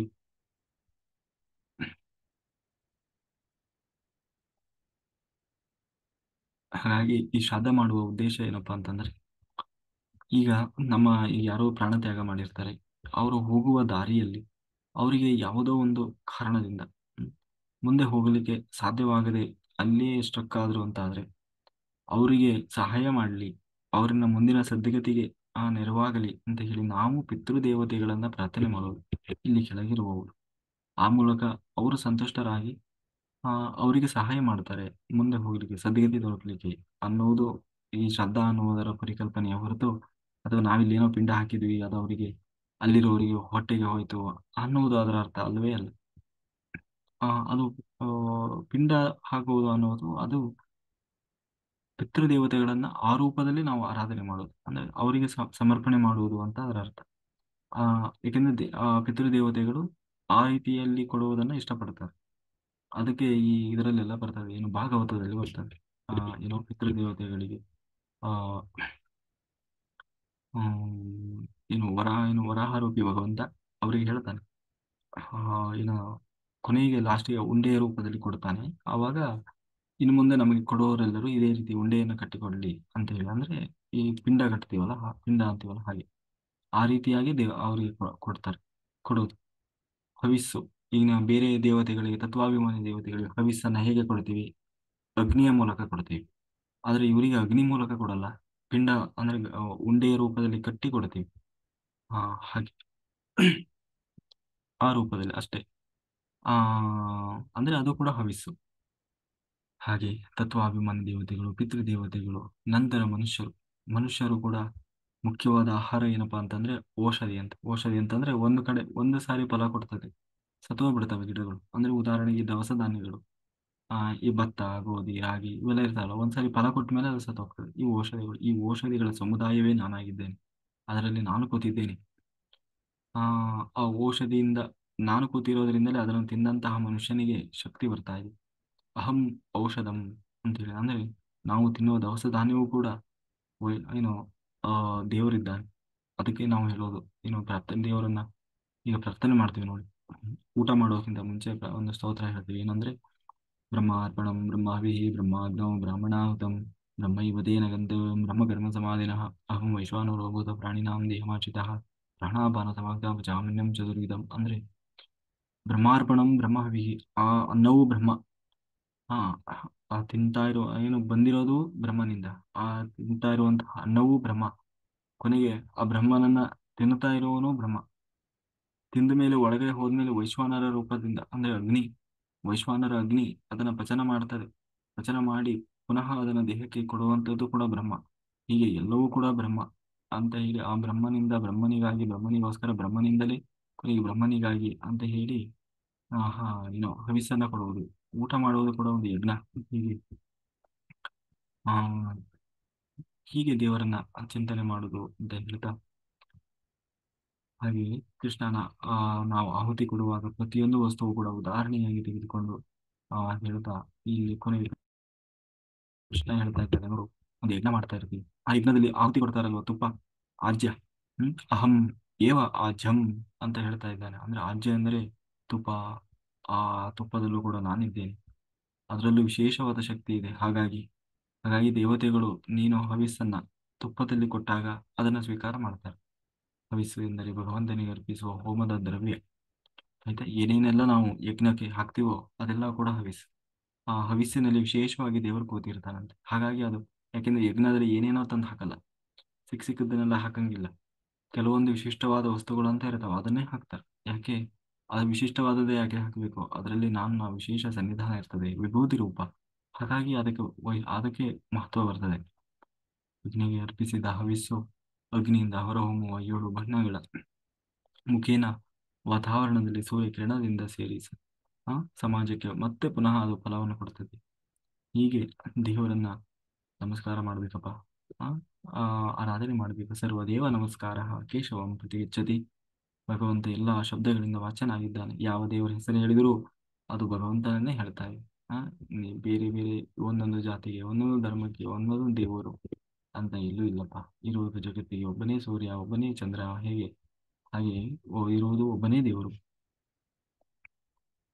ಅಂತ ಹೇಳ್ತಾ ಆ ಮುಂದೆ ಕೃಷ್ಣ ಬದುಕಿನ ಸಂಬಂಧಗಳ ಬಗ್ಗೆ ಅಲ್ಲಿ ಹೇಗೆ ನಾನು ದೇವರಾಗಿ ಕೂತಿದ್ದೇನೆ ಅನ್ನೋದನ್ನು ಹೇಳ್ತಾನೆ. ಅಂದ್ರೆ ತಂದೆಯಾಗಿ, ತಾಯಿಯಾಗಿ, ಒಂದೊಂದು ಸಂಬಂಧಗಳಿಗೂ ಕೂಡ ಹೇಗೆ ದೇವರಿದ್ದಾನೆ, ನಮ್ಮೊಳಗೆ ಹೇಗೆ ದೇವರು ಏನಂತೀವಿ ಸಂಪೂರ್ಣವಾಗಿ ಲೀನನಾಗಿದ್ದಾನೆ ಅನ್ನುವುದನ್ನ ದೇವರು ಮುಂದೆ ಹೇಳ್ಕೊಂಡು ಹೋಗ್ತಾನೆ. ಇವತ್ತು ಆ ಭಗವದ್ಗೀತೆಯನ್ನ ಉಪದೇಶ ಮಾಡಿದಂತಹ ದಿನ. ಅರ್ಜುನನಿಗೆ ಕೃಷ್ಣ ಕುರುಕ್ಷೇತ್ರದಲ್ಲಿ ಉಪದೇಶ ಕೊಟ್ಟಂತಹ ದಿನ. ಹಾಗಾಗಿ ಇವತ್ತು ಗೀತಾ ಜಯಂತಿ ಕೂಡ ಹೌದು, ಮತ್ತೆ ಏಕಾದಶಿಯು ಕೂಡ ಹೌದು. ಆಯ್ತು. ಹಾಗಾಗಿ ಇವತ್ತು ಸ್ವಲ್ಪ ವಾಯ್ಸ್ ಡಿಮ್ ಇತ್ತು ನಮ್ದು, ಯಾಕೆಂದ್ರೆ ನಿರ್ಜಲ ಉಪವಾಸದಲ್ಲಿದ್ದೀವಿ. ಆ ಅಂದ್ರೆ ಏಕಾದಶಿ. ಆಯ್ತಾ. ಏಕಾದಶಿ ಇರ್ತದಲ್ಲ, ದಶಮಿ, ಏಕಾದಶಿ, ದ್ವಾದಶಿ, ಇದು ಕೂಡ ಕೃಷ್ಣನಿಗೆ ಅತ್ಯಂತ ಪ್ರಿಯವಾದಂತ ಒಂದು ವಿಚಾರ. ಹ್ಮ್ ಕಾಯೇನ ವಾಚಾ ಮನಸೇಂದ್ರಿಯರ್ವಾ ಬುದ್ಧ್ಯಾತ್ಮನಾ ಪ್ರಕೃತೆ ಸ್ವಭಾವ ಕರೋಮಿ ಎಂದೆಸಗಲಂ ಪರಸ್ಮೈ ನಾರಾಯಣಾಯ ಸಮರ್ಪಯಾಮಿ. ನನ್ನೊಳಗೆ ಕೂತ ಹರಿವಾಯು ಗುರುಗಳು ಏನು ಹೇಳಿಸಿದರೋ ಅಷ್ಟೇ ಹೇಳುವ ಒಂದು ಸಾಮಾನ್ಯ ಪ್ರಾಮಾಣಿಕ ಪ್ರಯತ್ನ ಮಾಡಿದ್ದೇನೆ.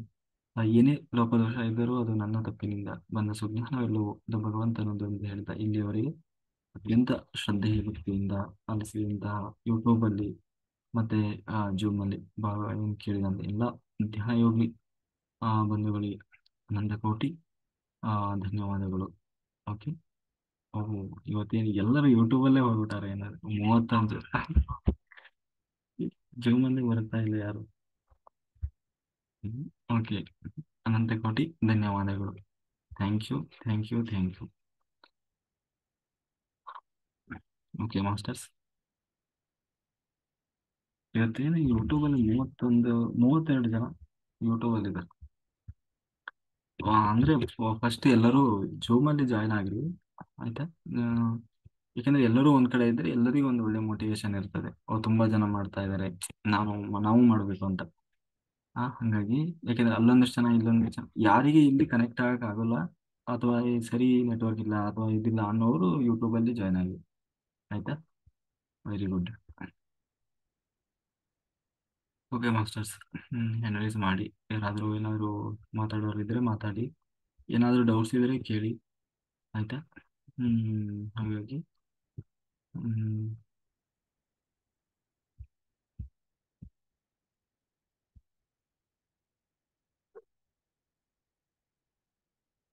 Very good.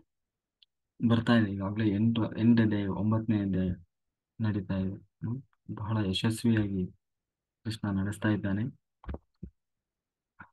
ಓಕೆ ಮಾಸ್ಟರ್ಸ್, ಯಾರಾದರೂ ಹೊಸಬರು ಜಾಯ್ನ್ ಆಗಿದ್ರೆ ಎಲ್ಲರೂ ಚೇರ್ ಮೇಲೆ ಕೂತ್ಕೊಂಡು ಧ್ಯಾನ ಮಾಡಿ. ಆಮೇಲೆ ಆದಷ್ಟು ಏನಂತೀವಿ, ನಿದ್ದೆ ಬಂದ್ರೆ ಯೋಗ ನಿದ್ದೆ ಪ್ರಾಕ್ಟೀಸ್ ಮಾಡಿ. ಎದ್ದು ಹೋಗಿ ಮಲಗೋದಲ್ಲ. ಆ ರಾತ್ರಿ ಎಲ್ಲ ಆ ಏನು ಚೇರ್ ಮೇಲೆ ಕೂತ್ಕೊಂಡು ಧ್ಯಾನ ಸ್ಥಿತಿಯಲ್ಲಿಯೇ ನಿದ್ದೆಗೆ ಜಾರಬೇಕು. ಆಯ್ತಾ. ಧ್ಯಾನ ಸ್ಥಿತಿಯಲ್ಲಿ ನಿದ್ದೆಗೆ ಜಾರಿ ಆ ಸೊ ಒಟ್ಟಿನಲ್ಲಿ ಬೆಳಿಗ್ಗೆವರೆಗೂ ಕೂರ್ಲಿಕ್ಕೆ ಪ್ರಯತ್ನ ಮಾಡಬೇಕು. ಅವೇರ್ನೆಸ್ ಒಂದು ವೇಳೆ ಇಲ್ಲದೆ ಇದ್ರೂ ಪರವಾಗಿಲ್ಲ. ಅವೇರ್ನೆಸ್ ಪೂರ್ತಿಯಾಗಿರ್ಬೇಕು ಅಂತಾನೂ ಇಲ್ಲ. ಆಯ್ತಾ. ಆ ಅವೇರ್ನೆಸ್ ಬರೋದು ಒಂದೇ ಸರಿ ಬರೋದಲ್ಲ, ನಿರಂತರ ಸಾಧನೆ ಮಾಡ್ತಾ ಮಾಡ್ತಾ ಅದು ಸೆಕೆಂಡ್ ಲೆವೆಲ್.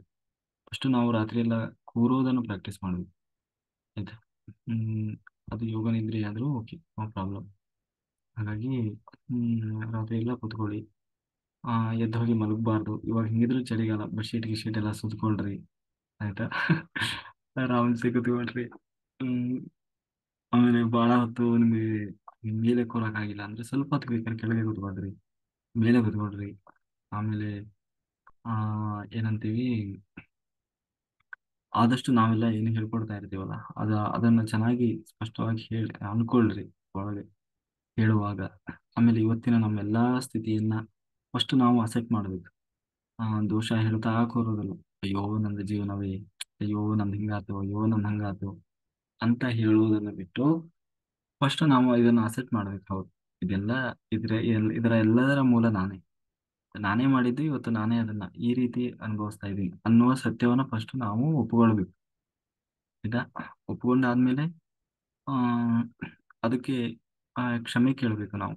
ಏನಂತ ಯೂನಿವರ್ಸಿಗೆ ಅವರೆಲ್ಲರಿಗೂ ಫಸ್ಟ್ ಸಾರಿ ಕೇಳಿ, ನಾವು ಮಾಡಿದ ತಪ್ಪನ್ನು ನಾವು ರಿಯಲೈಸ್ ಮಾಡಿಕೊಂಡು, ಜೊತೆಗೆ ಎಲ್ಲರಿಗೂ ನಾವು ಏನಂತೀವಿ ಅಪ್ರಿಷಿಯೇಟ್, ನಮಗೆ ನಾವು ಅಪ್ರಿಷಿಯೇಟ್ ಮಾಡಿಕೊಂಡು ಎಲ್ಲರಿಗೂ ಥ್ಯಾಂಕ್ ಯು ಹೇಳಬೇಕು. ಧನ್ಯವಾದ, ಕೃತಜ್ಞತೆಗಳು. ಯಾರಲ್ಲೂ ಬರೀ ದೋಷ ಹುಡ್ಕೋದು, ಲೋಪ ದೋಷ ಹುಡ್ಕೋದು, ಅವರನ್ನ ನಿಲ್ಲಿಸೋದು, ಇವರನ್ನ ನಿಲ್ಲಿಸೋದು, ಜೊತೆಗೆ ನಮ್ಮನ್ನು ಕೂಡ ನಾವು ಆ ಏನಂತೀವಿ ಬೈಕೊಳ್ಳೋದು, ಹೀಗೆಲ್ಲ ಮಾಡಬಾರ್ದು. ಆಯ್ತಾ? ಆ ನಮ್ಮ ಬಗ್ಗೆ ನಮಗೆ ಮೊದಲು ಹೆಮ್ಮೆ ಇರಬೇಕು, ಗರ್ವ ಇರಬೇಕು. ನಾವಂದ್ರೆ ಏನು ಸುಮ್ಮನೆ ಅಲ್ಲ, ದೇವರ ಅಂಶನೇ ನಾವು ಆಗಿರ್ತೀವಲ್ಲ. ಹಾಗಾಗಿ ಫಸ್ಟ್ ನಮ್ಮನ್ನು ನಾವು ಗೌರವಿಸ್ಬೇಕು. ನಮ್ಮ ಮೇಲೆ ನಮಗೆ ನಂಬಿಕೆ ಇರಬೇಕು. ಜೊತೆಗೆ ಆ ಹೇಳಿದ್ನಲ್ವ, ಆಗ ಮಾತ್ರ ನಾವೇನಾದ್ರೂ ಮಾಡ್ಲಿಕ್ಕೆ ಆಗ್ತದೆ. ಹಾಗಾಗಿ ಆ, ಎಲ್ಲರೂ ಆ ಎಲ್ಲರಿಗೂ ನಂಬಿಕೆ ಇರಲಿ. ಎಲ್ಲರೂ ಮಾಡಿ, ಧ್ಯಾನದಲ್ಲಿ ಕರ್ಮ ಕಳೀತದೆ ಮೇಜರ್ ಆಗಿ. ಇದು ಬಹಳ ಮುಖ್ಯ. ದೇವರನ್ನ ಹೋಗಿ ಸೇರ್ಲಿಕ್ಕೆ ಅಡ್ಡಿಯಾಗಿರುವುದೇ ಇಲ್ಲಿ ಕಪ್ಪು ಪರದೆ. ಹ್ಮ್? ಏನು ಕರ್ಮ ಅನ್ನುವ ಪರದೆ. ಯಾವಾಗ ಅದು ನಮಗೆ ಸರಿತದೆ, ಆಗ ದೇವರ ದರ್ಶನ ಆಗ್ತದೆ. ಹಾಗಾಗಿ ಈ ಕಲಿಯುಗದಲ್ಲಿ ಪೂಜೆ ಪುನಸ್ಕಾರ, ಯಜ್ಞ, ಯಾಗ, ಆಯ್ತಾ, ತೀರ್ಥಯಾತ್ರೆ, ಆಮೇಲೆ ಏನಂತೀವಿ ಆ ಇದು ಯಾವುದು ಕೆಲಸ ಮಾಡಲ್ಲ. ಯಾಕೆಂದ್ರೆ ಹೇಳಿದ್ನಲ್ವ, ಆ ಇದು ಯಾವುದೋ ನಿಜವಾಗ್ಲೂ ಮಾಡುವ ಹಾಗೆ ಮಾಡ್ತಾ ಇಲ್ಲ ಯಾರು. ಅದು ಇರೋದೇ ಒಂದು ರೀತಿ ಆದ್ರೆ, ನಾವು ಮಾಡೋದು ನಮ್ಮ ಮನಸ್ಸಿಗೆ ಬಂದ ಹಾಗೆ, ನಮ್ಮ ಇಚ್ಛೆಗೆ ತಕ್ಕ ಹಾಗೆ ನಾವು ಮಾಡ್ತಾ ಇದ್ದೀವಿ. ಹಾಗಾಗಿ ಯಾವುದು ಫಲ ಸಿಗ್ತಾ ಇಲ್ಲ. ಹಾಗಾಗಿ ಇರುವುದು ಒಂದೇ ಮಾರ್ಗ, ಅದು ಧ್ಯಾನ ಮಾರ್ಗ. ಕೃಷ್ಣ ಇಲ್ಲಿ ಅದು ಎಲ್ಲಾ ಮಾರ್ಗದ ಬಗ್ಗೆ ಹೇಳಿದ್ರು ಕೂಡ ಒತ್ತಿ ಒತ್ತಿ ಹೇಳ್ತಾ ಇರುವುದು ಧ್ಯಾನ ಮಾರ್ಗದಲ್ಲಿ, ಧ್ಯಾನ ಯೋಗ. ಹಾಗಾಗಿ ಆ ಯೋಗಿ ಭವ ಅರ್ಜುನ ಅಂತ ಹೇಳಿ, ಯೋಗಿ ಆಗು, ಧ್ಯಾನ ಯೋಗಿ ಆಗು ಅಂತ ಹೇಳಿ ಆ ಕೃಷ್ಣ ಹೇಳ್ತಾ ಇಲ್ಲ. ಹಾಗಾಗಿ ಎಲ್ಲರೂ ಧ್ಯಾನ ಯೋಗಿ ಆಗೋಣ, ರಾತ್ರಿ ಎಲ್ಲ ಧ್ಯಾನ ಮಾಡೋಣ, ಹಾಗಲೆಲ್ಲ ನಮ್ಮ ಕೆಲಸದಲ್ಲಿ ನಾವು ಇರೋಣ ಅಂತ ಹೇಳುತ್ತೆ. ಓಕೆ ಮಾಸ್ಟರ್ಸ್, ನಾವೀಗ ಓಪನ್ ಐ ಮೆಡಿಟೇಷನ್ ಮಾಡೋಣ. ಎಸ್, ಸುಜಾತ ಮಾಸ್ಟರ್, ಏನೋ ಹೇಳಲಿಕ್ಕೆ ಹೊರಟಿದ್ದೀರಿ. ಈಗ ರೆಕಾರ್ಡ್ ಆಗ್ಲಿಲ್ವಾ? ಮಾಸ್ಟರ್ ಸರ್, ಇದು ಚೇರಿಗೆ ಆಧಾರ ಆಗಿ ಕೂಡ್ಬೋದಾ? ಚೇರಿಗೆ ಆಧಾರ ಆಗಿ, ಧ್ಯಾನದಲ್ಲಿ ಆಧಾರ ಆಗಿ ಕುತ್ಕೊಂಡು ಧ್ಯಾನ ಮಾಡ್ಬೋದಾ? ಈಗ ಹಿಂಗ್ ಕುತ್ಕೊಂಡು ವರ್ಕೊಳ್ಳೋದಂತನಾ? ಹಾ, ಅದೇ. ವರ್ಗ್ಬೋದು. ಬಟ್ ಏನು ಅಂದ್ರೆ ಈ ಕುತ್ತಿಗೆ ಇರ್ತದಲ್ಲ, ಇದು ಸಪೋರ್ಟ್ ಸಿಗ್ಬಾರ್ದು. ಹಾ. ಹ, ಅರ್ಧ ಬೆನ್ನಿಗೆ ಅಷ್ಟೇ ಸಪೋರ್ಟ್ ಸಿಗ್ಬೇಕು. ಹಾ, ಆಯ್ತು ಮಾಸ್ಟರ್. ಈಗ ಪೂರ್ತಿ ಬೆನ್ನು ಹಚ್ಚದೆ ಕೂರೋದಕ್ಕೆ ಎಲ್ಲರಿಗೂ ಆಗಲ್ಲ. ಅದಕ್ಕೆ ಆಸನ ಸಿದ್ಧಿಬೇಕು, ಒಂದೇ ಸರಿ ಬರಲ್ಲ ಅದು. ಹಾ, ಹಾಗಾಗಿ ನೀವು ಹೊರಗಿ, ಸ್ವಲ್ಪ ಹೊರಗಿ. ಓಕೆ, ಹಾ, ಥ್ಯಾಂಕ್ ಯು ಸರ್. ಕೆಲವರು ಫುಲ್ ಹೊರಗಿ ತಲೆ ಗಿಲೆ ಎಲ್ಲ ಸಪೋರ್ಟ್ ಕೊಟ್ಟು ಅದು ನಿದ್ದೆ ಆಗ್ಬಿಡ್ತದ್ದು. ಅದು ಹೌದು ಮಾಸ್ಟರ್. ಅದು ಧ್ಯಾನ ಯೋಗ ನಿದ್ರೆನೂ ಆಗಲ್ಲ ಅದು. ಹ್ಮ್ ಹಾ, ಒಟ್ಟು ಕುತ್ತಿಗೆಗೆ ಸಪೋರ್ಟ್ ಸಿಗ್ಬಾರ್ದು. ಕುತ್ತಿಗೆ ಓಕೆ. ಬೇಕಾದ್ರೆ ಅದು ಆ, ಬಾಗಲಿ ಆ ಕಡೆ ಜಾಸ್ತಿ ಎನರ್ಜಿ ಬರುವಾಗ ಹೀಗೆ ಹೀಗೆಲ್ಲ ಆಗ್ತದೆ, ಹಾಗಾಗ್ಲಿ ತೊಂದ್ರೆ ಇಲ್ಲ. ಆದ್ರೆ ಯಾವ್ದೋ ಒಂದು ವಸ್ತುವಿನ ಸಪೋರ್ಟ್ ತಗೋಬಾರ್ದು. Okay, hmm thank you sir. ಹೌದು.